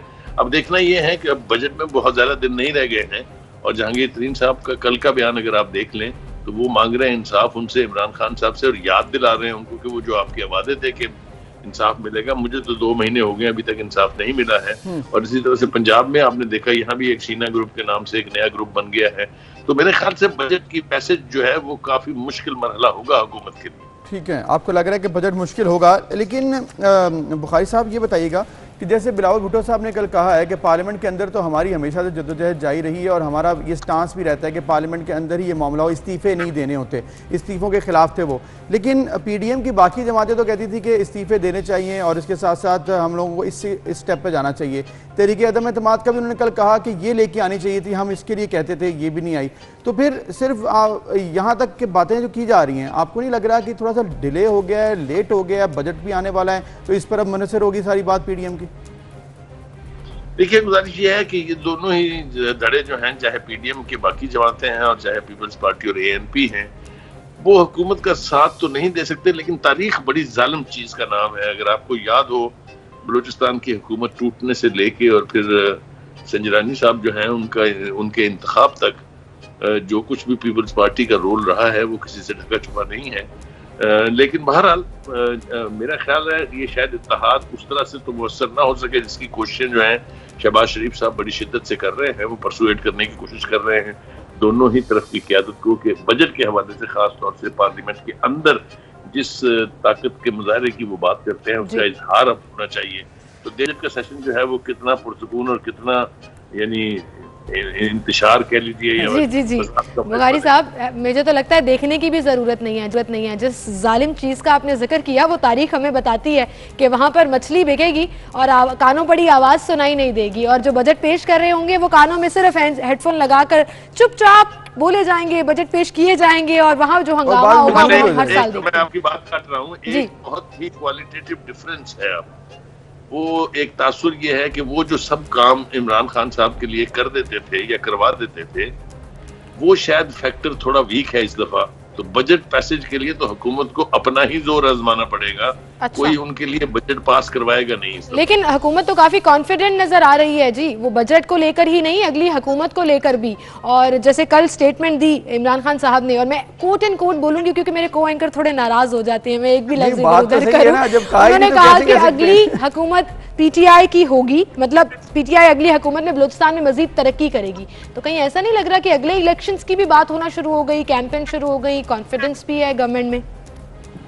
पहली बात तो यह है कि इसकी अब मैं बिटवीन द लाइंस ही कह सकता हूँ बात कि ऐसे ऐसे शाहकार करार दिए हैं इस हुकूमत ने पीटीआई की। आम आदमी जो है वो इस वक्त एक रिच आदमी है, ना उसको कोई मसला है, ना किसी चीज की महंगाई है, ना स्कूलों के फंड्स काटे जा रहे हैं। एक आलीशान रियासत मदीना उन्होंने बना दी है जिसको फलाही स्टेट का वो दावा करते हैं। तो फिर तो यकीनी तौर पे एक हुकूमत क्या, अगली आने वाली 6-7 हुकूमतें इन्हीं की हैं। लेकिन अगर आप ग्राउंड रियलिटीज का जायजा लें तो जो चीखें निकल रही, अब चीखें तो मेरे ख्याल से सिस्कियों में बदल गई हैं आम आदमी की। जो कारनामे इन्होंने अंजाम दिए हैं उसके बाद वोटर उनको कैसे दोबारा वोट करके हुकूमत में लाएगा, ये मेरी समझ में तो आने वाली बात नहीं। मैं जाहिल आदमी हूँ, लेकिन ये कि इस वक्त तक उनकी कारकर्दगी का कोई शाहकार ऐसा नहीं है जिसकी बुनियाद पर ये कह सके। हर वो जुर्म जो पिछली हुकूमत के ऊपर ये डालते थे, हर वो बुरी बात और बुरी प्लानिंग जिसका वो ताना उनको देते थे, वो सब कुछ अल्लाह के फजल से एक एक लफ्ज खुद रिपीट कर रहे हैं। इसी तरह बलूचिस्तान में पहले भी पैसे जाया करते थे, पहले भी बेपनाह। अगर आपको याद हो आगाज हुकूक बलूचिस्तान के ऊपर 42 अरब रुपए तो एक वक्त में जरदारी साहब ने दिया था। फिर मुशर्रफ साहब के दौर में जितनी इन्वेस्टमेंट वहां गई, मगर वो गई कहाँ? जिस तरह वो खा जाते थे उसी तरह इनके दौर के भी खा गए हैं। आप देखें चीखें निकल रही है बलूचिस्तान की, किधर गया वो पैसा? वो फिर वही सरदार खा गए सब कुछ। तो हर सब कुछ वही हो रहा है जो पहले होता रहा है। इसी तरह हुकूमत की नाक के पीछे पहले लोगों ने डाके डाले हैं, इसी तरह हुकूमत की नाक के नीचे अब डाके डाल रहे हैं। ना उन्होंने किसी को पूछा था, ना ये किसी को पूछ रहे हैं। एक जहांगीर तरीन की मिसाल के अलावा आप मुझे बता दीजिए जितने भी नैबज़दा लोग हैं जिनके ऊपर सीरियस और खौफनाक किस्म के चार्जेस हैं, किसी ने हाथ डाला उनको? किसी की सेहत पर कोई असर हुआ? क्या हुआ वो दवाइयों की 500% जो कीमतें बढ़ गई थी? क्या हुआ आटे चीनी के बाकी के लोगों का? जनाब एक जहांगीर तरीन को छोड़ दीजिए, बाकी भी तो उसमें लोग थे। क्या हुआ बीटीआर का जो वो उन्होंने वहां मेट्रो बनाई थी बलूचिस्तान में?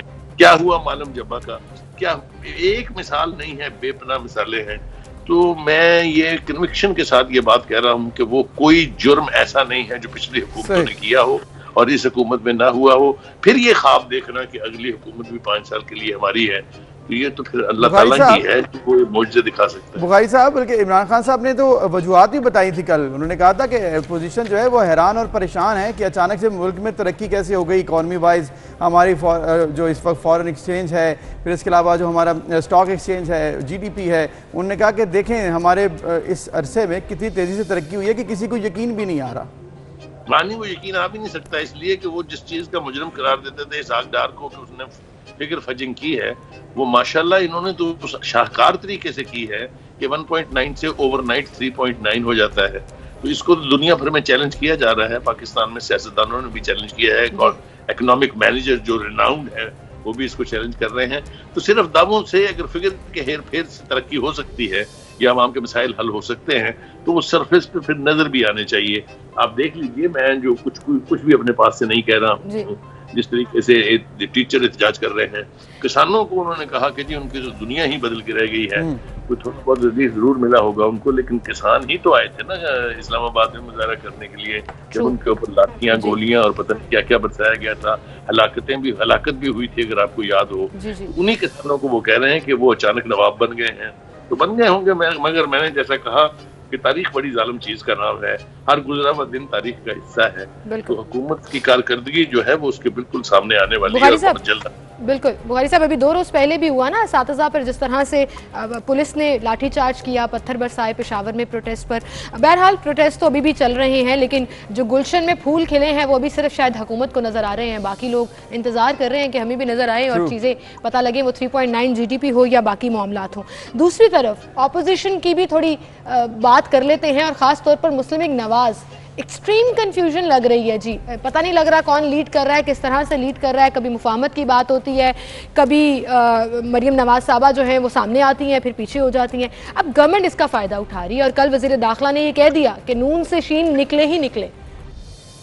देखिए, मैं बिल्कुल रियलिस्टिकली बात करना चाहता हूँ इसके ऊपर। ये नून से शीन, शीन से मीम और पता नहीं क्या क्या जो निकाला जा रहा है, वो आज से नहीं है। 30-40 साल से तो मैं सुन रहा हूँ अपने कैरियर के बीच कि ये ख्वाहिशात जो है ये आज तक उस तकमील को नहीं पहुंची हैं कि फैमिली स्प्लिट हो गई हो, किसी ने दूसरा धड़ा बना लिया हो। खुदा के वास्ते ये वो लोग कह रहे हैं जिनकी अपनी पार्टी के अंदर धड़े 5 पहले थे पंजाब के अंदर, और अब 2 और आ गए हैं, और एक धड़ा तो बहुत मजबूत तरीन आ गया है। मुझे नहीं समझ में आती कि किस यानी बुनियाद के ऊपर ये दूसरों के ऊपर तनकीद करते हैं और अपने गिरेबान में झांकने के लिए तैयार नहीं है। ये शेख रशीद साहब की ख्वाहिश हो सकती है क्योंकि वो कभी ना कभी इसी नून का हिस्सा थे। वो जिन 13 वजारतों को गिनवाते हैं उनमें से 7 से 9 वजारतें तो उन्हीं के दौर में थी।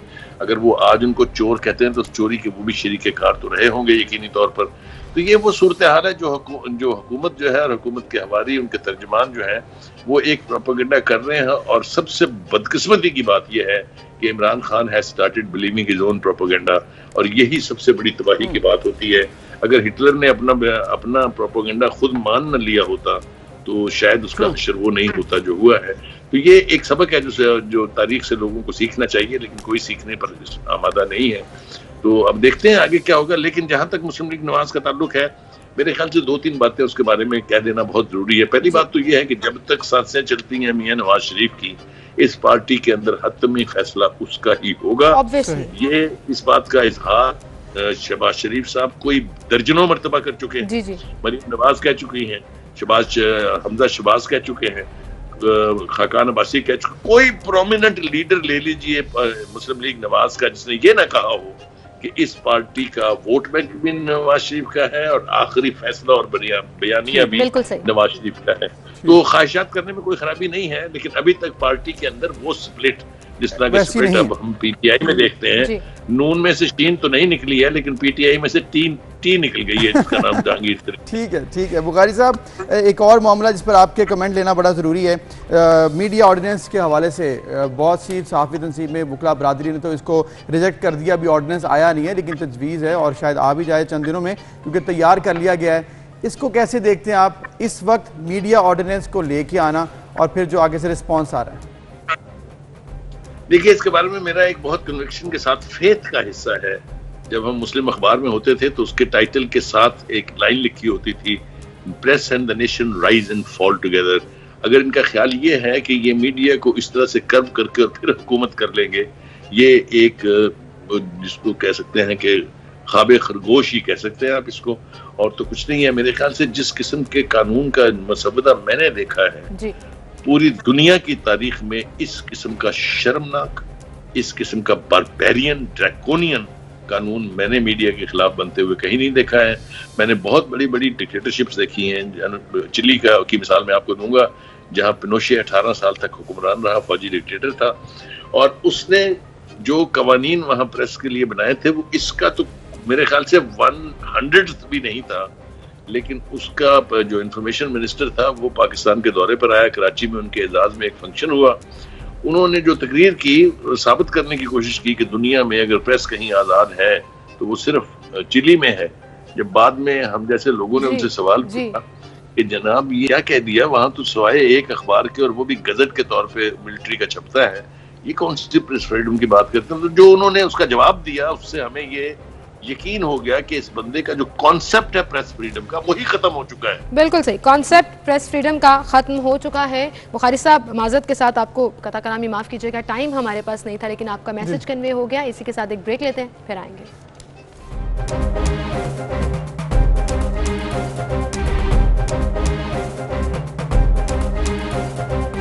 वेलकम बैक नाज़रीन। अब हम बात करेंगे एक बहुत अहम मसले पर जो कि सर उठा रहा है, उस पर नून लीग भी खासी कल एक्टिव नजर आई। वो हैं आज़ाद कश्मीर में जो इलेक्शन होने जा रहे हैं। टर्म पूरी हो रही है आज़ाद कश्मीर में, और लेकिन ये सिचुएशन है कि NCOC ने ये तजवीज़ दी है, ख़त लिखा है कि आज़ाद कश्मीर में इलेक्शंस को 2 महीने के लिए एटलीस्ट डिले किया जाए, क्योंकि अभी कोविड की सिचुएशन है और कोविड की वजह से अभी हालात ऐसे नहीं हैं कि वहाँ पर इलेक्शन करवाया जाए। वैक्सीनेशन का अमल तेज़ किया जाए और उसके बाद इलेक्शन कराया जाए। लेकिन इस पर नून लीग जो है काफ़ी तहफ़्फ़ुज़ात का शिकार दिखा, वो तहफ़्फ़ुज़ात कहीं ना कहीं ठीक भी हैं। अगर करंट स्टेटिस्टिक्स की बात करें तो 3.9 रेशो ओवरऑल पाकिस्तान में ग्राफ डाउन आ रहा है। कोविड की सिचुएशन बेहतर है, जब बाकी सेक्टर्स खुल रहे हैं। तो नून लीग ये कह रही है कि NCOC किस तरह 2 महीने इलेक्शन मुलतवी करने का कह सकता है। उन्होंने कहा कि ये तो फिर प्री पोल रिगिंग हो गई है, धांधली के लिए एक बहुत बड़ी मिली भगत है जो गिलगित बल्तिस्तान में हुआ। शाहिद खाकान अब्बासी ने कहा कि वही आज़ाद कश्मीर में दोहराने की कोशिश की जा रही है और पूरी मशीनरी इस पर लगी हुई है। तो इस पर हम बात करेंगे कि क्या क्या तहफ़्फ़ुज़ात हैं ऑपोजिशन के और गवर्नमेंट का स्टांस क्या है, क्योंकि गवर्नमेंट अगर कोई डिसीजन लेती है तो कुछ ना कुछ उसमें बैक एंड पर चीज़ों को मैटर किया जाता पॉइंट है। जैसे आपने कहा ना कि अभी कोविड की सिचुएशन नीचे आ रही है तो सिचुएशन बेहतर है, तो वहीं पर जब दीगर काम हो रहे हैं तो फिर ये भी हो जाए।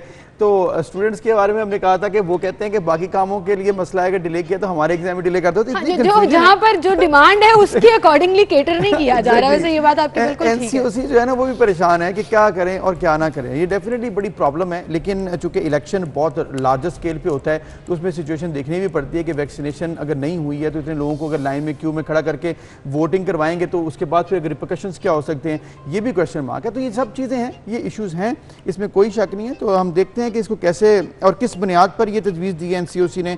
आज़ाद कश्मीर के वज़ीर आज़म जो है वो भी आज हमारे साथ होंगे, वो हमें बताएंगे राजा फरूक हैदर साहब के असल में तहफ़्फ़ुज़ात क्या हैं, क्या सिचुएशन है, असल में Azad Kashmir on ground reality पे क्या है, ये डिमांड क्यों की जा रही है कि ऐसे डिले ना किया जाए, क्योंकि अगर डिले किया जाता है तो किन बुनियाद पर, अगर डिले नहीं किया जाना चाहिए तो ये भी मालूम होनी चाहिए कि किस बिल्कुल। इस पर आज हम प्रोग्राम में डिस्कशन करेंगे, लेकिन इसी के साथ आपको एक अहम और अच्छी खबर सुनाएंगे कि अमरीकी फ़िज़ाइया अकेडमी पास करने वाला पहला पाकिस्तानी कैडेट जिसका नाम शाहरुख खान है, उनको 19 साल की उम्र में 2017 में यूएस एयरफोर्स अकेडमी में सेलेक्ट किया गया था और अब उन्होंने पास आउट कर लिया है, अपनी ट्रेनिंग कंप्लीट कर ली है। ग्रेजुएशन तकरीब में पाकिस्तानी परचम उन्होंने लहराया और उनकी तस्वीर सोशल मीडिया पर वायरल। ज़बरदस्त, ये पाकिस्तान के लिए बड़ी अचीवमेंट है और ये 12 स्टूडेंट्स में से थे नॉमिनेटेड जो कि पाकिस्तान एयरफोर्स की तरफ से भेजे गए फॉरेन स्टूडेंट प्रोग्राम के तहत, और इन्होंने ये कोर्स मुकम्मल किया है। यूएस एयरफोर्स अकेडमी 2017 में जब ये गए 19 साल इनकी एज थी और अब इन्होंने ये कोर्स मुकम्मल कर लिया है।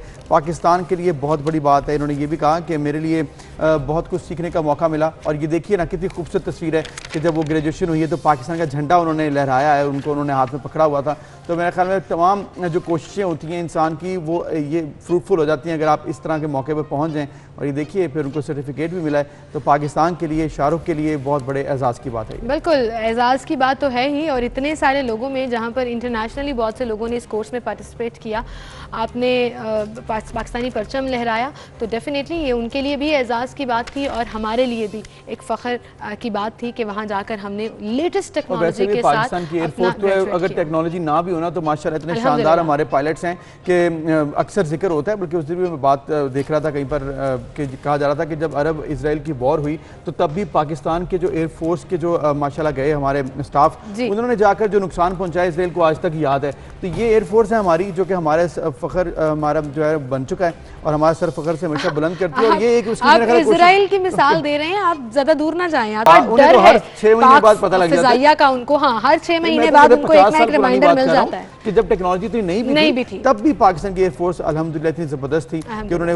उस वक्त भी किसी को जो है वो मौका नहीं दिया कि वो हमारे पास आ जाए या हमें कोई नुकसान पहुंचा दे। अल्हम्दुलिल्लाह इतनी टेक्नोलॉजी के बावजूद पाकिस्तान आगे है और अभी भी जितनी टेक्नोलॉजी है वो भी पाकिस्तान के लिए बहुत बेहतरीन। बिल्कुल, इसी के साथ आगे बढ़ेंगे जी और आज के दिन की मुनासिबत से बात करेंगे। पाकिस्तान फिल्म इंडस्ट्री पर अपने मुनफरिद अंदाज में राज करने वाले मारूफ अदाकार रफ़ी खावर, जिनको नन्ना के नाम से जाना जाता था, मद्दाहों से बिछड़े आज उन्हें 35 साल बीत गए हैं। अदाकार नन्ना के बारे में आपको बताएं कि उनके फिल्मी करियर का आगाज़ 1966 में फिल्म वतन का सिपाही से हुआ, लेकिन उन्हें असल शोहरत 1975 में फिल्म नौकर से मिली थी। और फिल्म साला साहब ने तो लाहौर में मुसलसल 300 हफ्ते तक ज़ेर नमाइश रहकर एक नया रिकॉर्ड कायम किया था।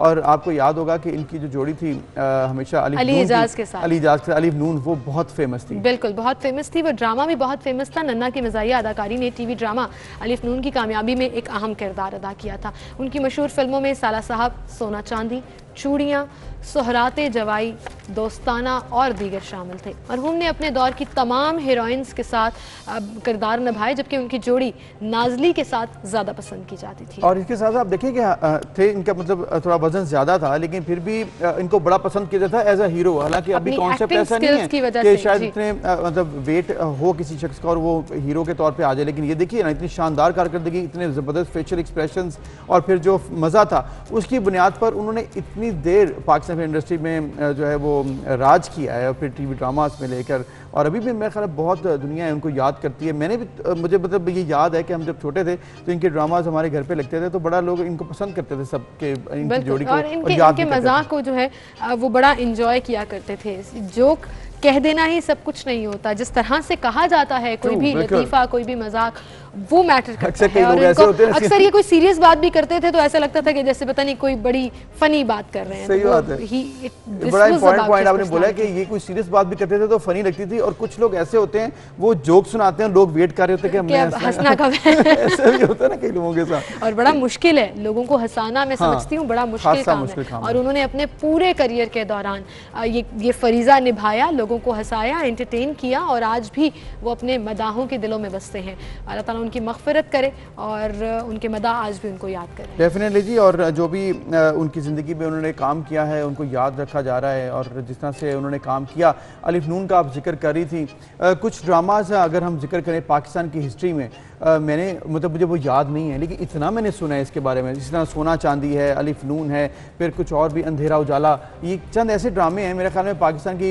तारीख में इनको हमेशा याद रखा जाएगा। हमारे आने के बाद की जो नस्ल है ना, उनको भी ये ड्रामाज मेरा ख्याल है देखने चाहिए, पढ़ने चाहिए, क्योंकि वहीं से सीखा जाता है कि पाकिस्तान की इंडस्ट्री कितनी ज़बरदस्त एक वक्त में काम कर रही थी। कुछ चीज़ें फॉरएवर होती हैं, कुछ चीज़ें जैसे कहते हैं ना कि ओल्ड इज़ गोल्ड, तो वो हमेशा गोल्ड ही रहता है। और आई थिंक ये जो एजाज़ है वो चंद लोगों को हासिल है, और उनमें ये नन्हा जो अदाकार है मारूफ वो भी शामिल है। बिल्कुल, इसके साथ आगे बढ़ते हैं जी। एक बड़ी इंटरेस्टिंग खबर आपके साथ शेयर करते हैं। अमेरिकी नासा के परसिवरेंस रोवर ने मरीख पर अपने 100 दिन मुकम्मल कर लिए हैं, और वहाँ पर ये मुकम्मल जो हुए हैं। परसिवरेंस का मिशन मरीख के ख़त इस्तवा के करीब मौजूद जो था उसके एक गढ़ा है उसके तजिया करना था, ताकि यहाँ पर माजी में ज़िंदगी की मौजूदगी के शवाहिद को इकट्ठा किया जा सके। बिल्कुल, एक रिसर्च पेज पर्पस पर इस रोबोट को 18 फरवरी को, ये 6 पहियों वाला रोबोट है, 7 माह के सफ़र के बाद मरीख पर उतारा गया। तकरीबन 7 मंथ्स उस रोबोट ने ट्रैवल किया और अब वो मरीख पर है। और ये वहाँ से तस्वीर, बड़ी इंटरेस्टिंग तस्वीर हैं जो मरीख की सरफेस है और उसकी भेज रहे हैं और देख रहे हैं कि आज उसको 100 दिन कंप्लीट हो गए। सो ये जो मनाजर और तस्वीर आप स्क्रीन पर देख रहे हैं ये ज़मीन का हिस्सा नहीं है, ये मरीख है। और अब वहाँ पर या तो ज़िंदगी के शवाहिद इकट्ठे किए जा रहे हैं या देखा जा रहा है कि ज़िंदगी पॉसिबल है या नहीं, क्योंकि ये दो ही पर्पज़ है जिसके लिए मरीख पर पहुँचना, स्पेस जो हमारे एंजॉय हैं दुनिया भर के, और वो क्यूरियोसिटी है। हमेशा से ये इसकी कोशिश रही है, पहले चांद हो गया, इसके बाद अब ये मरीख, इस पर ज़िंदगी तलाश करना। और मेरे ख्याल में खैर ये तो एक उनका रिसर्च सेंटर है, उसकी कॉज ही ये है, उसका पर्पज़ ही ये है, लेकिन ज़िंदगी जहाँ पर दुनिया में है उसको तलाश करें कहाँ कब। मैं अक्सर सोचता रहता हूँ सिमल कि आप जहाँ पर ज़िंदगी अवेलेबल है, जहाँ पर ज़िंदगी मुश्किल में है, अगर आप वहीं पर तलाश करके उनके मसाइल हल कर लेना तो मेरा ख्याल है काफ़ी होगा। अच्छा, उनके मसाइल बड़े हद तक हल हैं, आप परेशान ना हो। जिंदगी हमारे सियारे पे देखें ना, दुनिया में सियारे पे देखें इज अनदर थिंग, लेकिन अगर आप बीच में यही डिमांड करना शुरू कर दें कि मरीख पर जाने से पहले आप देखें कि पाकिस्तान में कितनी मदद की ज़रूरत है, श्रीलंका में कितनी मदद की ज़रूरत है, बांग्लादेश में, तो जो आप थर्ड वर्ल्ड उन्होंने क्रिएट किया हुआ है, आप ये कह रहे हैं कि उसको वो स्पेस समझे और बजाय इसके कि मरीख जाए। सोचता था ये अभी आउट ऑफ हैंड कॉन्वर्सेशन हो रही है, रहने दे, वो उनको एंजॉय करने दे। उनके 100 दिन पूरे हो गए मरीख पर, और क्यूरियोसिटी है ना, क्यूरियोसिटी को आप पानी देते रहते हैं, वो बढ़ती रहती है। आपने बड़ा इंपॉर्टेंट पॉइंट बोला है, क्योंकि क्यूरियोसिटी की वजह से ही साइंस ने तरक्की की और दुनिया आज तक यहाँ पहुंची है। बहुत बड़ी चीज है कि कुछ भी नहीं करना और यहीं पर सब कुछ काफी है। तो for me this is interesting. मैं सिर्फ सोचती रहूं कि मरीख मरीख मरीख आपको देखने को मिल रहा है, तो I think this is more interesting. No, और देखें कुछ लोगों ने तो अब ये भी कहा है कि हमने वहाँ पर जाना भी है, और इसके लिए अब बात भी हो रही है कि काम भी किया जा रहा है। चांद पर देखें दुनिया के कुछ लोग अभी गए भी हैं, आइंदा बुकिंग के लिए भी बात कर रहे हैं। टेस्ला के साथ भी बात की जा रही है कि हमें आप ले जाओ, तो ये मेरा आप ले जाओ। हाँ, वो लेके जाने, बुकिंग करवा रहे हैं, आई नो वो पैसे ले रहे हैं, हमने वो खबर डिस्कस भी की थी, लेकिन जिस तरह आपने कहा ना कि हमें आप ले जाओ, तो वो थोड़ा इंटरेस्टिंग था। एनीवेज जी, आगे बढ़ेंगे और एक और आपके साथ खबर शेयर करेंगे, अच्छी खबर है। मैं उससे पहले अबू ज़र आपको एक जरा इंटरेस्टिंग फैक्ट बताऊं इस पर, चूंकि अब डाइन आउट तो खुल गया है और उसके बाद लेट नाइट तक आपको डिलीवरी वगैरह मिल रही होती है। तो आई वेंट आउट, और लाहौर में एक एरिया ऐसा है जहाँ पर स्पीड ब्रेकर्स कम हैं, रोड स्ट्रेट हैं, और वहाँ पर लोग इतनी बड़ी तादाद में, मतलब एक पूरी लंबी क्यू थी गाड़ियों की जिन्होंने अपनी गाड़ियाँ चेंज कराई हुई थी, क्या कहते हैं उसको, वो जो एक मॉडिफिकेशन कराई हुई थी, एग्जैक्टली। और वो पूरी सड़कों पर बाकायदा रेसिंग कर रहे थे। तो मुझे लगा कि ये बड़ा डेंजरस है, क्योंकि वो रिहायशी एरिया था, हम लोग तो रेस करने नहीं गए थे, तो हम लोग भी वहाँ पर थे।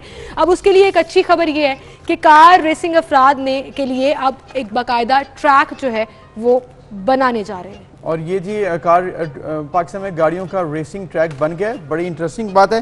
खैर ये जी बड़ी बात है। इसके साथ साथ आगे बढ़ते हैं और आगे बढ़ते हुए हम जो अपनी इंटरेस्टिंग न्यूज़ जो कि हमने शेयर करनी थी पाकिस्तान में जो हो रहा है इस वक्त आज़ाद कश्मीर के इलेक्शंस के हवाले से, वो अब हम मौजू पर आते हैं। बहुत इंटरेस्टिंग मौजू है ये। राजा फारूक हैदर साहब, जैसे कि हमने आपसे जिक्र किया था, वो हमारे साथ मौजूद होंगे। प्राइम मिनिस्टर आज़ाद कश्मीर इस वक्त हमारे साथ मौजूद हैं। अस्सलाम वालेकुम सर, बहुत शुक्रिया आपने वक्त दिया।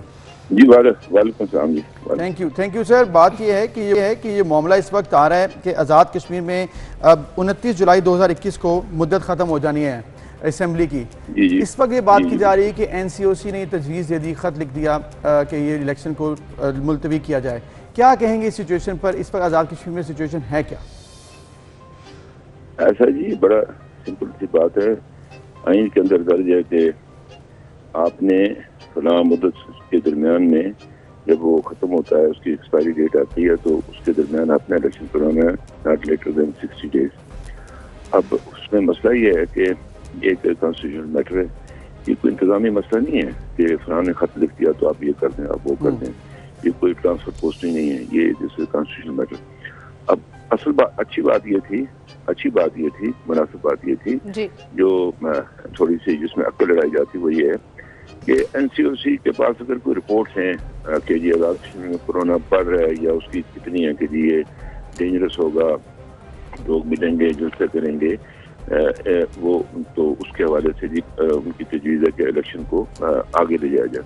अब उसके लिए तरीकाकार ये था, असद उमर साहब पढ़े लिखे आदमी है, मुझे उनसे तो कोई नहीं थी कि वो इस तरह की बात करेंगे कि ये मैं आपको बाजार बता रहा हूँ, फिर उसके बाद अंदर की बात भी बताता हूँ कि वो लिखते मिनिस्टर ऑफ कश्मीर अफेयर्स को खत लिखते, वो गवर्नमेंट ऑफ एजेको को खत लिखती कि ये हमें NCOC ने कहा आप इसके बारे में अपनी राय दें।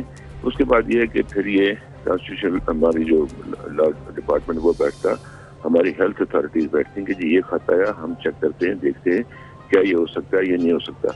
अब बात ये है कि ना ये इख्तियार उन्होंने बराह रास्त खत लिख दिया इलेक्शन कमीशन का इख्तियार ही नहीं है इलेक्शन को पोस्टपोन करने का। उनका काम है इलेक्शन को होल्ड करना। जिस दिन इलेक्शन शेड्यूल का ऐलान होगा आइन के मुताबिक, देन इट्स देयर रिस्पांसिबिलिटी कि फेयर एंड फ्री इलेक्शन करें। मैं इलेक्शन कमीशन पर कोई उंगली नहीं उठा रहा, वो बिल्कुल ठीक है, बिल्कुल साफ सुथरा इलेक्शन कमीशन हमारा, लेकिन कॉन्स्टिट्यूशनल मैटर में ना गवर्नमेंट ऑफ एजेके मुदाखलत कर सकती है, ना हमारी सुप्रीरियर कोर्ट कर सकती, ना इलेक्शन कमीशन कर सकती। इसका हल सिर्फ और सिर्फ आज़ाद कश्मीर कानून साज असम्बली है कि उसके सामने अगर ये मोशन ले किया जाए कि जी ये मामला ऐसे हैं, तो वो असम्बली की मुद्दत बढ़ा सकते हैं, यानी वो असम्बली की मुद्दत बढ़ाएगी, गवर्नमेंट की भी मुद्दत बढ़ जाएगी, और नॉर्मल हालात के अंदर जो है ना इलेक्शन 4 महीने 6 महीने 2 दिन 2 मिनट ये आगे चला जाएगा, और फिर इलेक्शन कमीशन जो है ना वो काम करेगा। ऐसे नहीं हो सकता कि जी अगर ये हो जाए, अगर मगर आइन में नहीं होता। मुझे अफसोस है, बात लोग कहते नहीं अगर ये हो जाए तो आप क्या करें, ये तो होगी इसकी बजाय सूरत। दूसरी सूरत ये है कि इसके अंदर जो है ना, मुझे उनको नहीं लगा होगा, जो बाकी लोग हैं एक्सपर्ट्स ही होंगे, उसको उनसे कोई ऐसी बात होगी कि वो उनको तो नहीं पता कि जो हम खत लिख रहे हैं 2 महीने का क्या है। इसके पीछे ये है, मुझे जो हमें शक लगता है वो ये है, बल्कि अब यकीन में बदलता जा रहा है ये शक हमारा, ये इलेक्शन को चाहते हैं कि किसी तरीके से आगे चले जाए। इनकी पार्टी ने अभी तक वहाँ कोई इनकी उठान हुई नहीं है। ये उस दौरान जो है ना पोलिटिकल मुरवून करे गवर्नमेंट ऑफ पाकिस्तान, जो है गवर्नमेंट ऑफ पाकिस्तान ही है ना, वो PTI की हुकूमत है, तो वो करके अपनी पार्टी को जितवाने की कोशिश करें। अब जितवाने में हमारे कुछ अपनी वो हैं शुरुआत है हमारे। क्या ये आज़ाद कश्मीर को सुबह बनाना चाहते हैं कश्मीर इशू को ख़त्म करने के लिए? क्या ये कश्मीर की तकसीम चाहते हैं कि ये उनकी अपनी हुकूमत बन जाए आज़ाद कश्मीर के अंदर? कर रहे हैं हुकूमतों से बनने से ना मसला ना कश्मीर के मसले पर कोई असर नहीं पड़ता। इनके 100% ये सीटें ले लें ऊपर नीचे करके, ये काम नहीं कर सकते। यूएन रेजोल्यूशन के साथ कोई काम नहीं करते, जिसके सिग्नेटरी है गवर्नमेंट ऑफ पाकिस्तान। इसको पता ही नहीं इमरान खान को कि स्टेट ऑफ पाकिस्तान, ममलकत पाकिस्तान सिग्नेटरी है इसकी यूएन रेजोल्यूशन की। तो ये हमें इसमें अंदर खराबी नजर आती है। उन्होंने वारदात की, हमारा एक मेंबर डायरेक्टर इलेक्शन से जो आया था वो तोड़ा, एक रिजर्व सीट वाला, और 1 घंटा पहले कहा कि ये करप्ट पार्टी की हुकूमत है, फिर लाकर उसको स्नान कराया, उसके अंदर वो जो गंदा पानी है इसका रबल डैम का मतलब पानी डाला के नीचे स्नान करा के पवित्र बना के उसको पेश कर दिया। तो ये जेब नहीं देता, ये फिर खराबी होगी। और आज़ाद कश्मीर एक पुरअमन की तक कोई इशू नहीं है यहाँ पर Azad Kashmir, law and order का दूसरा तीसरा कोई मसला नहीं है, हालांकि लाइन ऑफ कंट्रोल के ऊपर है। तो ये एक ओएसिस है ये अमन का इसके अंदर खराबी क्यों पैदा करेंगे? तो फिर ये खराबी इतनी बढ़ेगी, इसको इमरान खान कंट्रोल नहीं कर सकेंगे, तो ये ममलकत पाकिस्तान के खिलाफ चली जाएगी बात। ये है मेरी सारी बात। बिल्कुल सही कहा आपने कोरोना सिचुएशन के ऊपर मुनासिब हल और सोल्यूशन की बात भी की कि इसका असल तरीकेकार क्या है, और पॉलिटिकल इंजीनियरिंग की भी बात की कि शायद पॉलिटिकली इसको देखा जा रहा है, इस पूरे मामले को और डिले किया जा रहा है। सर ये कहिएगा, इस वक्त कोरोना की सिचुएशन ऑन ग्राउंड क्या है? और ये तो प्रिडिक्ट करना बिल्कुल भी पॉसिबल नहीं है साइंस के लिए भी कि 2 महीने बाद यानी 29 जुलाई के बाद सिचुएशन क्या होगी। अभी से डिसाइड कर लेना कि इलेक्शन मुलतवी कर दिए जाए। अब देखिए ना, बात यह कि उन्होंने लिखा कि जुलाई जो है हमारी 5 से नीचे है। ठीक है जी, अभी मैंने कल की नहीं पढ़ी, मैं इधर अपने इंटीरियर के अंदर आया हूँ, कश्मीर के अंदर इलेक्शन कैंपेन के सिलसिले में कुछ लोगों से मीटिंग्स वगैरह करनी थी, तो वो 5 से नीचे है। अच्छा, अब ये है कि ये कह रहे जुलाई में बढ़ जाएगा, तो ये पाकिस्तान के अंदर भी बढ़ेगा ना कि आजाद कश्मीर के अंदर भी बढ़ेगा? इन्होंने स्टेप्स क्या लिए हैं, यानी ये जो किया, मैं ये बात हक़ुल यकीन से करता हूँ, मेरा मुनाजरा कराया जाए कि पाकिस्तान में कोरोना के फैलाव का बड़ा जिम्मेदार जनाब मोहतरम इमरान खान साहब हैं, इनकी गलत पॉलिसी है। इसी तरह जैसे इंग्लैंड में आजकल ये जो इंग्लैंड का जो प्राइम मिनिस्टर है उसको उधर हेयरिंग उसकी हो रही है अपना, उसमें हाउस ऑफ कॉमन में उनके जो हेल्थ का जो उसका सबसे बड़ा जो एडवाइजर था उसने कोई इस पर इल्जाम आयद किए, वो उधर देख रहे। उसने भी कहा था ये फ्लू है, इन्होंने भी कहा था ये फ्लू है। तो मैं ये आए आजाद कश्मीर में आए, मुजफ्फराबाद आए, तो मैंने उनसे कहा जी ये हमने रेड फ्लैग लगाया जिसके घर में के ऊपर जो है ना कोरोना, ताकि लोगों को जो होम आइसोलेशन में, इन्हें बुरा सा मनाया। हमने कहा जी ये पाबंदी करते हैं। इसने क्यों नहीं किया? जो यूरोप से जो है वो जो बाहर से जो लोग आए, वो जो प्रोटेस्ट ट्रेन लेकर, क्यों नहीं बंद किया इसने? मतलब इमरान खान ने इसने ये बहुत सारे काम इसने क्यों नहीं किए इसके? वो सिंध वाला बेचारा भी चीखता है, वो चीफ मिनिस्टर जो है, और हमने भी बात की कई बार, मेरा उनके साथ थोड़ी सी आपस में इख्तलाफ भी पैदा हुए, बेशुमार इख्तलाफ पैदा हुए जब हम ये इस पेंडेमिक के वाले से जब हम ये वीडियो लिंक के थ्रू बात करते रहे, ये बात किसी को सुनते नहीं। वहाँ इन्होंने बैठाए होते दाएं और बाएं, एक इधर से उठता है कारोबारी आदमी अपने कारोबार के वाले से, एक दूसरी तरफ से उठता है ना। कि इन्होंने कब ये हेल्थ के जो एक्सपर्ट थे उनकी बात मानी? मोहतरम इमरान खान साहब ने मानी होती तो आज पाकिस्तान में आपका ख्याल है 22,000 में बात, 22,000 थोड़ी है। ये मतलब है ये हिंदुस्तान की हमें इतला देता है, वो 1,30 करोड़ का मुल्क है, वो उनका जाने काम जन्म जाए, वो हमें क्या लगा उनसे? हमें तो अपने मुल्क को देखना है। बिल्कुल सही। अब इंडिया से जो है एक हिंदुस्तान की खातून एम्बेसी की, उसको पॉजिटिव हुआ निकला, उसको क्यों इन्होंने वीजा देकर मतलब उसकी एंट्री डाली, उसको वापस क्यों नहीं इंडिया भेजा इन्होंने? मतलब उसको आज ही उसको हमने उसमें भेज दिया सफारत खाने में। वहाँ बाकी जो लोग हमारे काम करते हैं, छोटे मोटे स्टाफ के ये लोग काम करते हैं, वो तो नहीं उधर से लाते। उनको अगर उनको वायरस एक आ गया ना, इंडियन वायरस ये क्या करता है ये शख्स जो बैठा हुआ, मतलब ये क्यों नहीं इस पर पाबंदी है? राजा साहब, बात ये है जी राजा साहब, आपने जिस तरह जिक्र किया है कोरोना के हवाले से, ऑब्वियसली पॉलिसीज हैं गवर्नमेंट की, उसमें चेंजेस आती हैं, प्लस माइनस कभी चेंज करके लेकर आए। अब जो सिचुएशन है, जो पहले हुआ उसके बाद अब डील करना है, आगे किस तरह से टारगेट लेके आना है। अब चूंकि आपने जिक्र किया कि कोरोना के हवाले से भी कुछ ज़्यादा मसला नहीं है आज़ाद कश्मीर में, अब सिचुएशन ये है कि आपने कहा कि तैयारी करना चाह रही है गवर्नमेंट अपने कैंडिडेट्स को लेकर, लेकिन पीटीआई के वहाँ के जो लोकल रहनुमा हैं, जिनमें सरदार तनवीर साहब भी हैं, उन्होंने भी कहा है, इसके अलावा दीगर रहनुमाओं की कल बात आई थी कि वो कहते हैं हम तो भरपूर तैयार हैं, हम नहीं चाहते इलेक्शन को मुलतवी करना। एनसीओसी ने यह तजवीज़ दी है, पीटीआई का इससे कोई ताल्लुक नहीं है। इसको तो लोग जानते नहीं, कौन आदमी है ये रहनुमा? ये बनाया हुआ जो पैनाफ्लेक्स पे चढ़ता है रहनुमा, ये कौन आदमी? मैं तो नहीं जानता इसको। आई डोंट नो कि कोई सियासी रहनुमा है। मुझे 36 साल हो गया राजस्थान के साथ में, मैंने इस नाम का नहीं सुना सरदार तनवीर साहब। मतलब यही है वजह आपको लग रही है कि वहाँ पे कैंडिडेट्स नहीं है पीटीआई के, शायद इसी वजह से आप कह रहे हैं? जी वो कहाँ है, कैंडिडेट नहीं है, 11 सीटें उन्होंने खाली रखी हैं, इधर भी लोटे जमा कर रहे हैं। ये सारे लोटे इकट्ठे करके ये लोटा पार्टी है, ये मतलब पॉलिटिकल वर्कर्स के ईमान का मतलब सौदा किया जाता है, इस तरह बनता है। ये तो टैक्टिस इंडिया करता था उधर, क्या नाम है उस मुल्क जम्मू कश्मीर में, इन्होंने भी ये काम शुरू कर दिया। अच्छा है क्या, चाहता क्या है ये? इसको सुबह बनाना है, कश्मीर को खत्म करना, वो नहीं होगा कभी भी। हम जब तक जिंदा है ये कोई नहीं कर सकता, अपने मर्जी के रिजल्ट कोई नहीं ले सकता। वी आर लाइफ, अगली नस्ल भी हमारी इसी बात पर जाएगी। ये खामखा आजाद कश्मीर में ऐसे अपना नजरियाती इशूज पैदा कर रहा है, ये शख्स को पता ही नहीं है। ये बेचारा मतलब 11 आदमी की टीम थी, 10 इसके बतायत खेलते थे, एक ऊपर कप्तान थे। ये 22 करोड़ का मुल्क है, मजाक है? ये फेडरेशन है, ये आजाद कश्मीर स्पेशल टेरिटरी है, ये भी स्पेशल टेरिटरी है। फाटा आप चलो उसका इंतजाम हो गया, इनको पता ही नहीं है, इसको पता ही इशू का नहीं है। इसने तो बयान दिया था कि कश्मीर को तकसीम करो 3 हिस्सों में 2015 में। मतलब हम इसको ऐसे आड़े हाथ देखे, हम वज़ीर आज़म पाकिस्तान का एहतराम करते हो, कोई भी हो, मेरे लिए इमरान खान बेहतरीन वज़ीर आज़म पाकिस्तान का इंतहाई काबिल एहतराम है, लेकिन जब वो पीटीआई के चेयरमैन की हैसियत से फिर पीटीआई के चेयरमैन बन जाएंगे, उधर फिर हमें इजाजत है, ये फिर इवन प्लेइंग फील्ड होनी चाहिए, हम भी बात करेंगे। बिल्कुल। और राजा फारूक हैदर साहब, आपने बिल्कुल सही कहा कि ये एक स्पेशल टेरिटरी है और दुनिया के लिए एक मिसाल है, और हम फ्लॉन्ट करते हैं कि हमारे आज़ाद कश्मीर का सिस्टम देखिए, डेवलपमेंट देखिए, काम देखिए वहाँ पर। तो regardless of any political party, Kashmir हमारे लिए वैसे ही डेफिनेटली एक टेरिटरी अलग है, और ये सूबा नहीं है, ये एक अलग रियासत है जिसके आप वज़ीर आज़म हैं। ये बात तो, इसमें तो कोई दो राय नहीं है। अब ये कहिएगा आपका रिएक्शन क्या होगा टुवर्ड्स दिस एनसीओसी लेटर, क्योंकि एनसीओसी बज़ाहिर तो गवर्नमेंट के अंडर ही काम कर रहा है, लेकिन एक इंडिपेंडेंट राय देने वाला इदारा है जो रोज की बुनियाद पर इजलास करता है। तो आपका प्रॉपर रिएक्शन क्या होगा इस खत के जवाब में?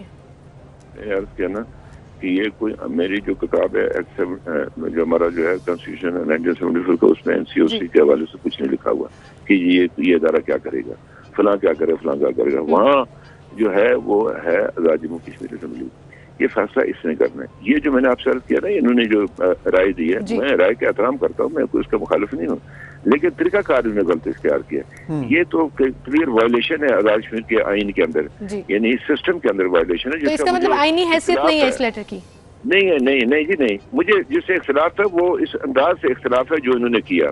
अगर वो समझते हैं तो फिर बैठकर बात करते हैं ना, रिजल्ट्स लाएंगे, सारी बात देखेंगे, क्या बढ़ रहा है, कम हो रहा है, एसी के ऊपर मौजूद है, तो फिर जाकर बात बनकर फिर वो असेंबली के आगे जो है ना कैबिनेट उस पर बैठकर फैसला करेगी। एजे की कैबिनेट, ये नहीं इमरान खान करेगा, वो नहीं, उधर ये आपका ख्याल है शेख रशीद फैसला करेगा।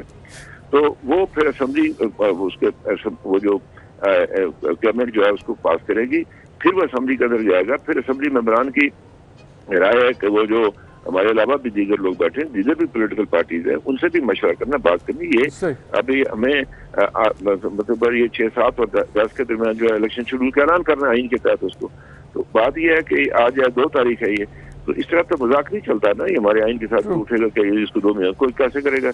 ये कोई एनसीओसी की मीटिंग है, हाँ जी हमने तालीमी इदारा 2 महीने आगे बंद कर दिए, ये ऐसे तो नहीं होता है। मतलब है ये मजाक नहीं करता। ये आज़ाद के लोगों ने बड़ा बुरा फील किया इस बात को कि आपने जिस अंदाज में जो किया, वो जो मोटिव आपके पीछे है वो हमें पता है, जो आपने जीबी में किया वो नहीं चलेगा इधर। उनका तो बेचारों का आइन ही कोई नहीं है ना, हमारे पास तो रिटन कॉन्स्टिट्यूशन मौजूद है। राजा साहब, आप जैसे कह रहे हैं कि आप चाह रहे हैं कि इसके ऊपर मशवरा किया जाए, उमूर गिलगित बल्तिस्तान और कश्मीर, अली अमीन गंडापुर साहब ने कहा है कि ऐसी कोई तजवीज़ नहीं है, तो आपकी उनके साथ कोई मुशावरत हुई है, कोई गुफ्तगू हुई है या प्लान है ताकि इस मामले को सॉर्ट आउट किया जाए बजाय कि कुछ कन्फ्रंटेशन की सूरत हाल बन जाए?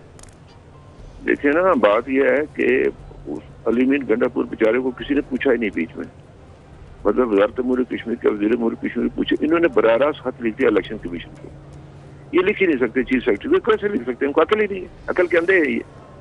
यानी मतलब कोई आदमी वहां नहीं बैठा हुआ था, उसके जो एनसीओसी की जो तजवीज़ थी कि इसको आगे फॉरवर्ड कैसे किया जाए। मैं कोई पागल तो नहीं हूँ कि जागर खान को पतंग से टक्कर मारूंगा, मैं जिम्मेदार जगह पर बैठा हूँ और इसको तरीकाकार जो है वो कोई कानून ज़ाब्ता उसके मुताबिक होना चाहिए। ये बराह रास्त चिट्ठी लिखे भेज दें, ये कैसे लिख सकते हैं? ये तो इंसल्ट किया इन्होंने गवर्नमेंट ऑफ इंडिया की, हमारे कॉन्स्टिट्यूशन की, ये तो ब्रीच किया इन्होंने इसको। इनके खिलाफ तो कार्रवाई होनी चाहिए अगर कोई पाकिस्तान में अच्छा समझदार वज़ीर आज़म होता। ठीक, बिल्कुल सही, बिल्कुल सही। राजा फारूक हैदर साहब, बहुत शुक्रिया आपका, आप हमारे साथ मौजूद थे। आपने बड़े वाज़ेह तौर पर सीओसी की ये जो राय है इसकी आईनी हैसियत बिल्कुल कोई नहीं है, और अगर ये लोग कह रहे हैं, जैसे अली अमीन गंडापुर का आपने जिक्र किया कि इसका पीटीआई से कोई ताल्लुक नहीं है, ये एनसीओसी की राय थी, तो उस पर भी उन्होंने कहा कि फिर ये कैसे हो सकता है कि पीटीआई को पता ही ना हो और एनसीओसी ये राय दे दे के इलेक्शन मुलतवी कर दें। ऑल्दो ये एक बड़ी बात है, और एकदम से ये कह देना मतलब कि इलेक्शन मुलतवी कर दिए जाए, ये थोड़ा बड़ा अच्छे तरीके से ना हो, इससे पहले ही मामला सॉर्ट आउट करना चाहिए। वज़ीर-ए-आज़म इमरान खान को भी देखना चाहिए, एनसीओसी के इजलास को भी देखना चाहिए कि किस तरह से इसको सॉर्ट आउट करना है, क्योंकि अगर जो आज़ाद कश्मीर के जो स्टेक होल्डर्स हैं वही इसमें इंटरेस्टेड नहीं है कि डिले किया जाए, तो फिर बुनियाद जो है वो बड़ी कमज़ोर हो जाती है कि इलेक्शन को मुलतवी किया जाए। बिल्कुल, और फिर राय और ऐसी बातें निकलेंगी इसके अंदर से, जैसे जिनकी इंडिकेशन राजा साहब दे भी रहे थे कि कश्मीर को लेकर फिर जो राय होगी वो हम अफोर्ड नहीं कर सकते, इंटरनेशनली भी अफोर्ड नहीं कर सकते। तो पॉलिटिकल चीज़ों को साइड पर रखकर मामलात के सोल्यूशन की तरफ जाना चाहिए। बहरहाल लेट्स सी जी इसके आगे पेशरफ्त क्या होती है। आज़ाद जम्मू कश्मीर ने तो मुकम्मल तौर पर इसको रिजेक्ट कर दिया और कानूनी हैसियत नहीं है, आईनी हैसियत नहीं है, ये करार दे दिया। एक ब्रेक लेते हैं, फिर मिलते हैं।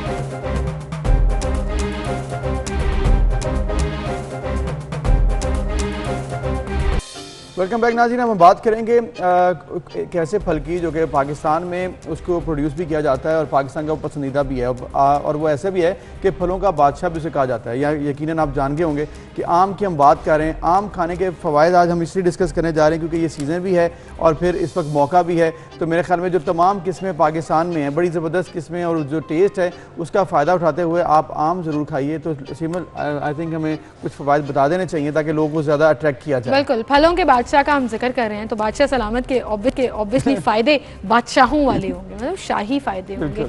और पीले पीले लजीज से आम हर एक को पसंद तो होते ही हैं और फिर इसको खाने के तरीके भी डिफरेंट होते हैं ना। आपने नोटिस किया, हमने ओवर द ईयर बड़ी वो चेंजेस कर ली हैं कि कभी हम उसके क्यूब्स बना के काट रहे हैं, इम्प्रोवाइजेशन हुई है बहुत ज़्यादा। तो फ़ायदों की बात अगर हम करें तो बहुत सी बीमारियों से ये महफूज रखता है।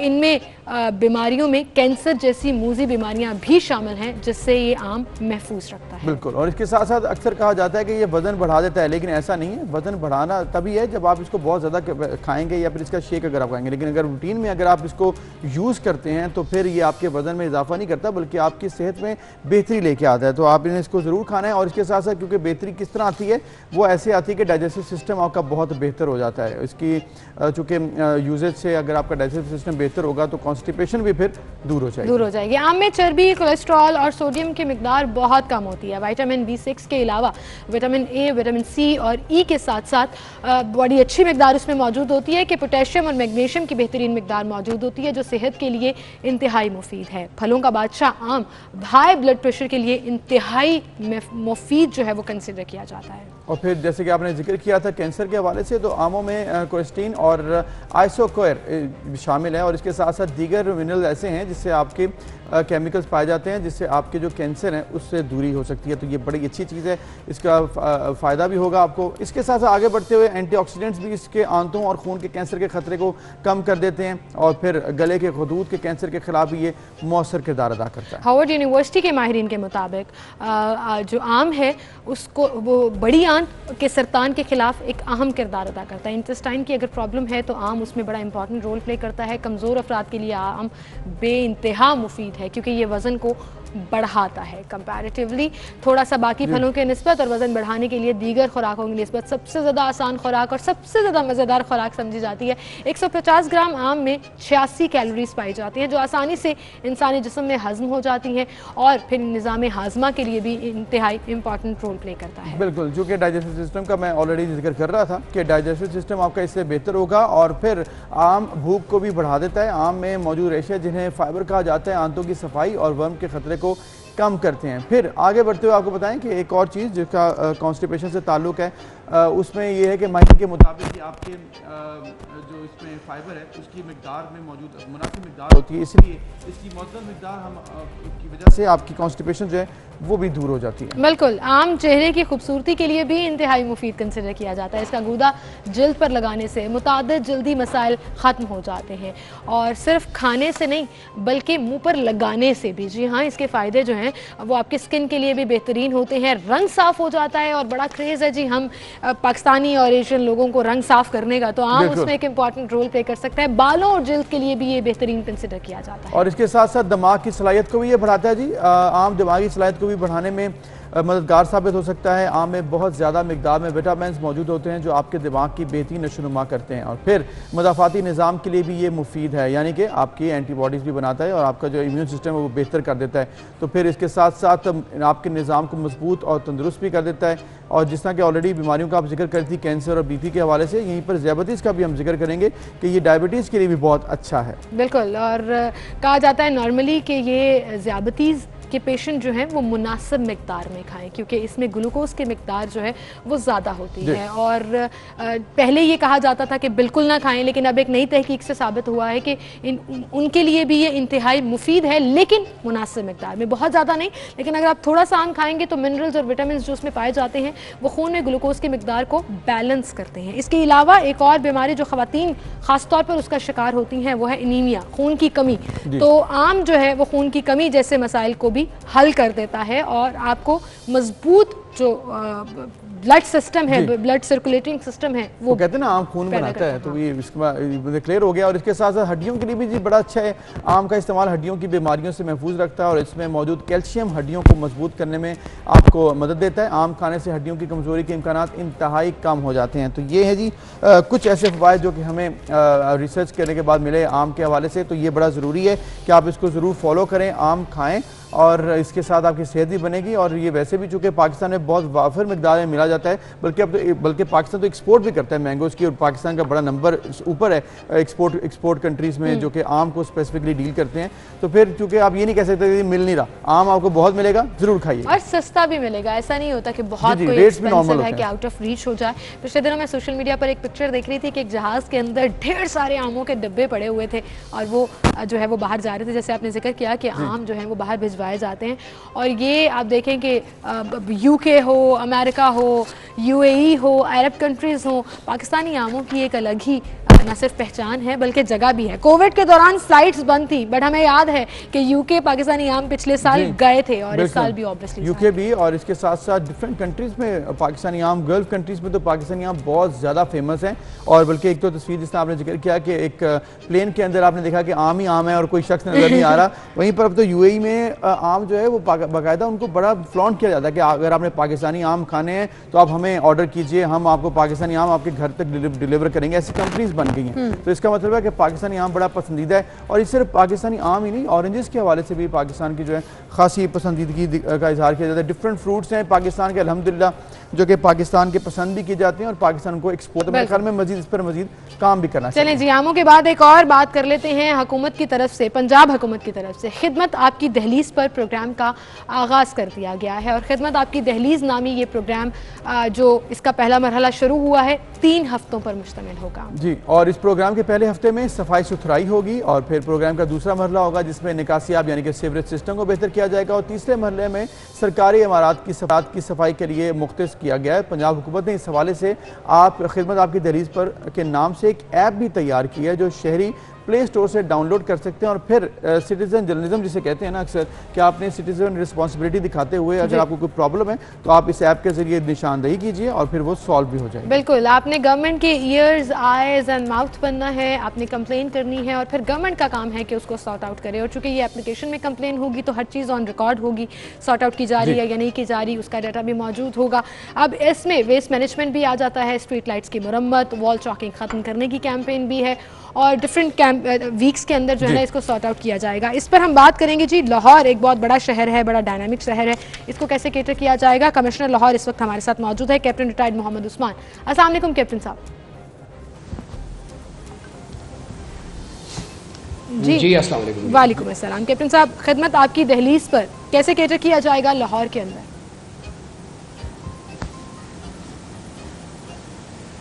जी बिल्कुल, प्रोग्राम के फीचर्स आपने खुद बताए अपने आगाज़ में, प्रोग्राम के आगाज़ में। अब बुनियादी तौर पर ये वो बेसिक सर्विसेज हैं जो हमारी जितनी भी सरकारी इदारे हैं वो ये बेसिक सर्विसेज जो है वो रोज़ाना की बुनियाद पर परफॉर्म कर रहे होते हैं, लेकिन लोगों में वो कॉन्फिडेंस नहीं है कि ये सर्विसेज सही तरीके से परफॉर्म हो रही हैं या नहीं हो रही। इस हवाले से ये जो हुकूमत का इनिशिएटिव है ये बेसिकली ये चाह रहा है कि लोग जब अपनी शिकायत हमें बताएं तो वो एक पिक्टोरियल एविडेंस के साथ बताएं और उसका हमारे पास लॉग हो, यानी कि at all times provincial level के ऊपर, डिविजनल लेवल के ऊपर, डिस्ट्रिक्ट लेवल के ऊपर जो सुपरविजन करने वाले अफसरान हैं उनके पास ये डिटेल्स हों कि ये जो प्रोग्राम है, ये जो लोग जो एप्लीकेशन जो अपनी शिकायत जमा करा रहे हैं वो शिकायत जो है उनकी डिटेल्स क्या है। और उसके बाद जब कोई जो भी जिम्मेदार अफसर है वो उसकी रेजोल्यूशन करेगा तो उस रेजोल्यूशन के की डिटेल्स भी जो है वो भी हमारे पास सिस्टम के अंदर अवेलेबल होंगी। और जब रेजोल्यूशन हो जाएगी तो जो इंडिविजुअल जिसने शिकायत की होगी उसके पास ये ऑप्शन होगी कि वो हमें फीडबैक दे कि उसकी कंप्लेंट जो है वो किस तरह की रिजॉल्व हुई है। अब इस पूरे सिस्टम की बुनियाद के ऊपर ना सिर्फ ऑफिसर्स के काम की रैंकिंग होगी बल्कि एक सज़ा और जज़ा का जो निज़ाम है वो भी मुतारिफ कराया गया है, यानी कि जो अच्छा काम करेगा उसको रिवॉर्ड मिलेगा और जो बुरा काम करेगा उसको ऑब्वियसली पनिशमेंट मिलेगी। एट द सेम टाइम इसमें जो इसका पूरे के पूरे प्रोग्राम की जो कामयाबी है वो इस बात पर है कि लोगों को कितना जल्दी टाइमली रिस्पांस दिया जाता है। देखिए, अगर आप किसी भी सिस्टम में शिकायत करते हैं, कोई हेल्पलाइन पे कॉल करके शिकायत करते हैं या कोई बात बताते हैं जी, जितनी जल्दी आपको रिस्पांस आता है उतना जल्दी आप उस सिस्टम के बारे में कोई बिलीफ इस्टेब्लिश करते हैं कि ये ठीक सिस्टम है या गलत सिस्टम है। तो इस प्रोग्राम की कामयाबी आगाज़ में इस तरह से है कि जितनी जल्दी हम अपनी कंप्लेंट रेजोल्यूशन करेंगे उतनी ज़्यादा लोग जो है वो हमारे न सिर्फ एम्बेसडर बनेंगे बल्कि हमारा ये प्रोग्राम जो है वो और चैलेंजिंग भी बनेगा। जिस तरह रोज़ाना की बुनियाद पर कंप्लेंट्स में इजाफा हो रहा है, जिस तरह रोज़ाना की बुनियाद पर ज़्यादा से ज़्यादा कंप्लेंट्स रिजॉल्व करने के लिए सामने आ रही हैं, वो बेसिकली इस बात की निशानदेही कर रहा है कि लोगों में ये प्रोग्राम पॉपुलर हो रहा है और लोग जो है वो इसको इस्तेमाल कर रहे हैं। अब दो बातें जो है वो हमने ख़ास तौर पर इस प्रोग्राम में लाहौर की हद तक या पूरे पंजाब की हद तक हमने सामने रखनी है। और वो सबसे पहली बात तो ये है कि कंप्लेंट कितनी जल्दी रिजॉल्व होती है। यानी आपने शिकायत की, अब आपकी एक एक्सपेक्टेशन है कि ये मेरे घर के बाहर कूड़ा पड़ा हुआ है, ये फौरी तौर पर उठा लिया जाए।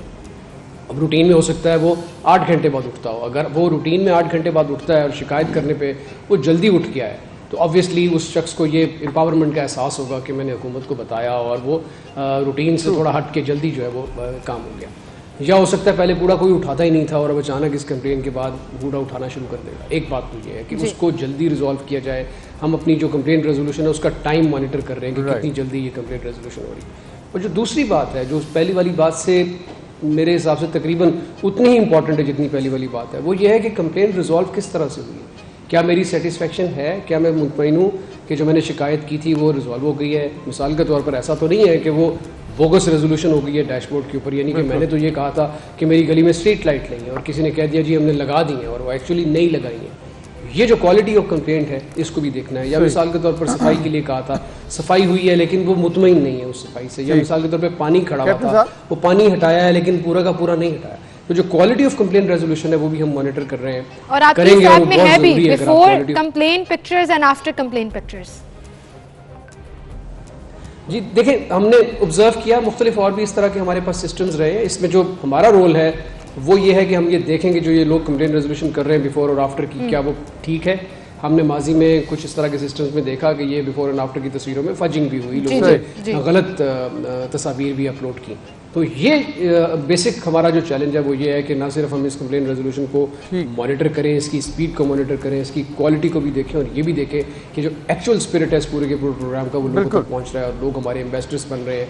लोग हमें, जिस तरह आपने शुरू में कहा कि आइज एंड ईयर्स बन रहे हैं, वो हमें हम एक प्रोएक्टिव सिटीजन के बन के हमें वो जो प्रॉब्लम्स हैं वो हम तक पहुँचा रहे हैं, उनका रेजोल्यूशन हो रहा है। कैप्टन साहब, जिस तरह से आपने कहा है कि ये तमाम काम जिसमें एक लंबी लिस्ट है, street lights, wall choking, sewerage, drain, सब कुछ इसमें शामिल है, कोई पॉइंट रह नहीं गया जो कि कवर नहीं होना है इसमें।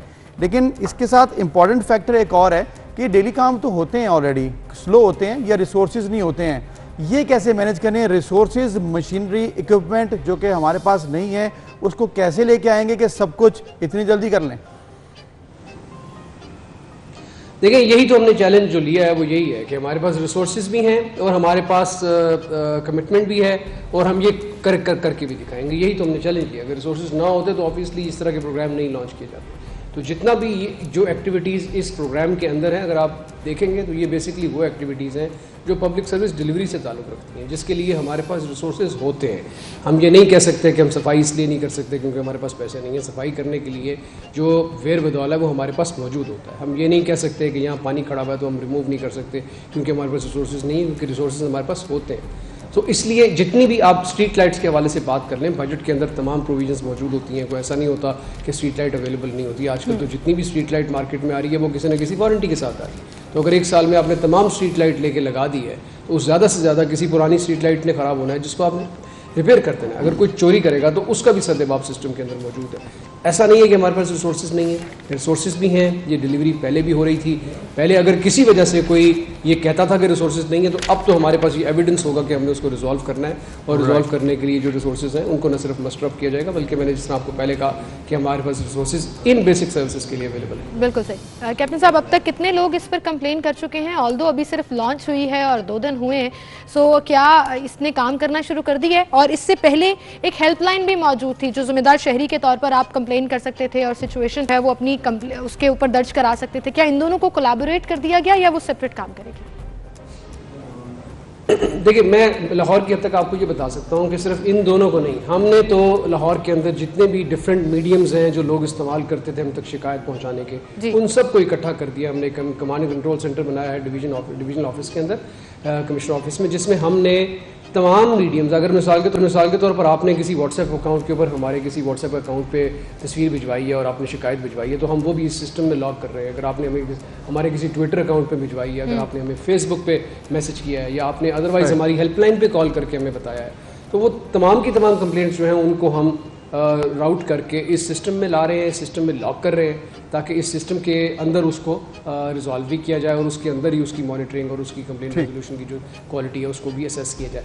सो जितनी भी कंप्लेंट्स हैं वो इस कमांड एंड कंट्रोल सेंटर में वो हम इस सिस्टम के अंदर लॉक करेंगे। जब तक ये सिस्टम पॉपुलर हो और लोगों को पता चले, हम ऐसा नहीं कर सकते कि जो दूसरे सिस्टम्स पुराने चल रहे थे किसी भी शक्ल में उनको छोड़ दिया जाए। तो वो तमाम जो सिस्टम्स हैं, जो मौजूदा सिस्टम्स हैं, उनको इसमें लाया जा रहा है। साथ साथ लोगों को इसके बारे में अवेयरनेस भी दी जा रही है कि ये नई एप्लीकेशन है, इसको यूज़ करें, ये ज़्यादा यूज़र फ्रेंडली है, इसमें ज़्यादा अच्छे तरीके से आप अपनी कंप्लेंट हम तक पहुँचा सकते हैं, इसका ज़्यादा बेहतर फॉलोअप का मैकेनिज्म होगा। तो जैसे जैसे लोग इस पर आएंगे, तब तक जितने भी पुराने मीडियम्स हैं, मैंने आपको बताया कि ट्विटर है, फेसबुक है, हमारा व्हाट्सएप है, या अदरवाइज हेल्पलाइन है, कोई कॉल करता है, बहुत सारी ऐसी कंप्लेंट्स होती हैं कि लोग सिर्फ तस्वीर भिजवा के अपना मामला बयान नहीं कर सकते, वो कॉल करके उसके बारे में कोई डिटेल्स देना चाहते हैं। तो इसके लिए एक टेलीफोन का इंटरफेस भी अवेलेबल होता है। एक हेल्पलाइन हमने लाहौर के लिए भी बनाई है जिसका नंबर 1716 है, जिसको हमने फंक्शनल कर दिया है। वो हेल्पलाइन भी यूज़ की जा सकती है ऐसी कंप्लेंट्स के लिए जो आप हमें टेलीफोन कॉल करके बताना चाहते हैं। लेकिन जिस तरह मैंने आपको बताया कि हम इन तमाम कंप्लेंट्स को लॉग करेंगे अपने इसी सिस्टम में, खिदमत आपकी दहलीज पे, ताकि इनकी रेजोल्यूशन, इनकी मॉनिटरिंग और इसकी जो असेसमेंट है वो हम इस सिस्टम में रह के कर सकते हैं। बिल्कुल सही कैप्टन साहब, थैंक यू सो मच। और ये नो डाउट एक बहुत बड़ा टास्क है, and good luck for your team कि लाहौर को साफ सुथरा रखने में और मसाइल के हल के लिए आप अपना रोल प्ले करते हैं। बिल्कुल, और हम उम्मीद करते हैं कि लॉन्ग टर्म इसका हल निकलेगा। इस सिर्फ 3 हफ्ते तक ही जो है वो नहीं रहेगी, बल्कि आगे तक चलेगी, क्योंकि आगे मानसून भी आ रहा है, तो उसकी तैयारी भी हो जाएगी और फिर मानसून के बाद भी हम देखेंगे कि इसको फॉलो भी किया जाएगा। बड़ा अच्छा इनिशिएटिव है, लेकिन इसको जारी रहना चाहिए। कैप्टन मोहम्मद उस्मान हमारे साथ मौजूद थे, उनका बहुत शुक्रिया। इसी के साथ आपसे इजाज़त चाहेंगे, कल मिलेंगे इंशाल्लाह। अपना ख्याल रखिएगा, अल्लाह हाफ़िज़।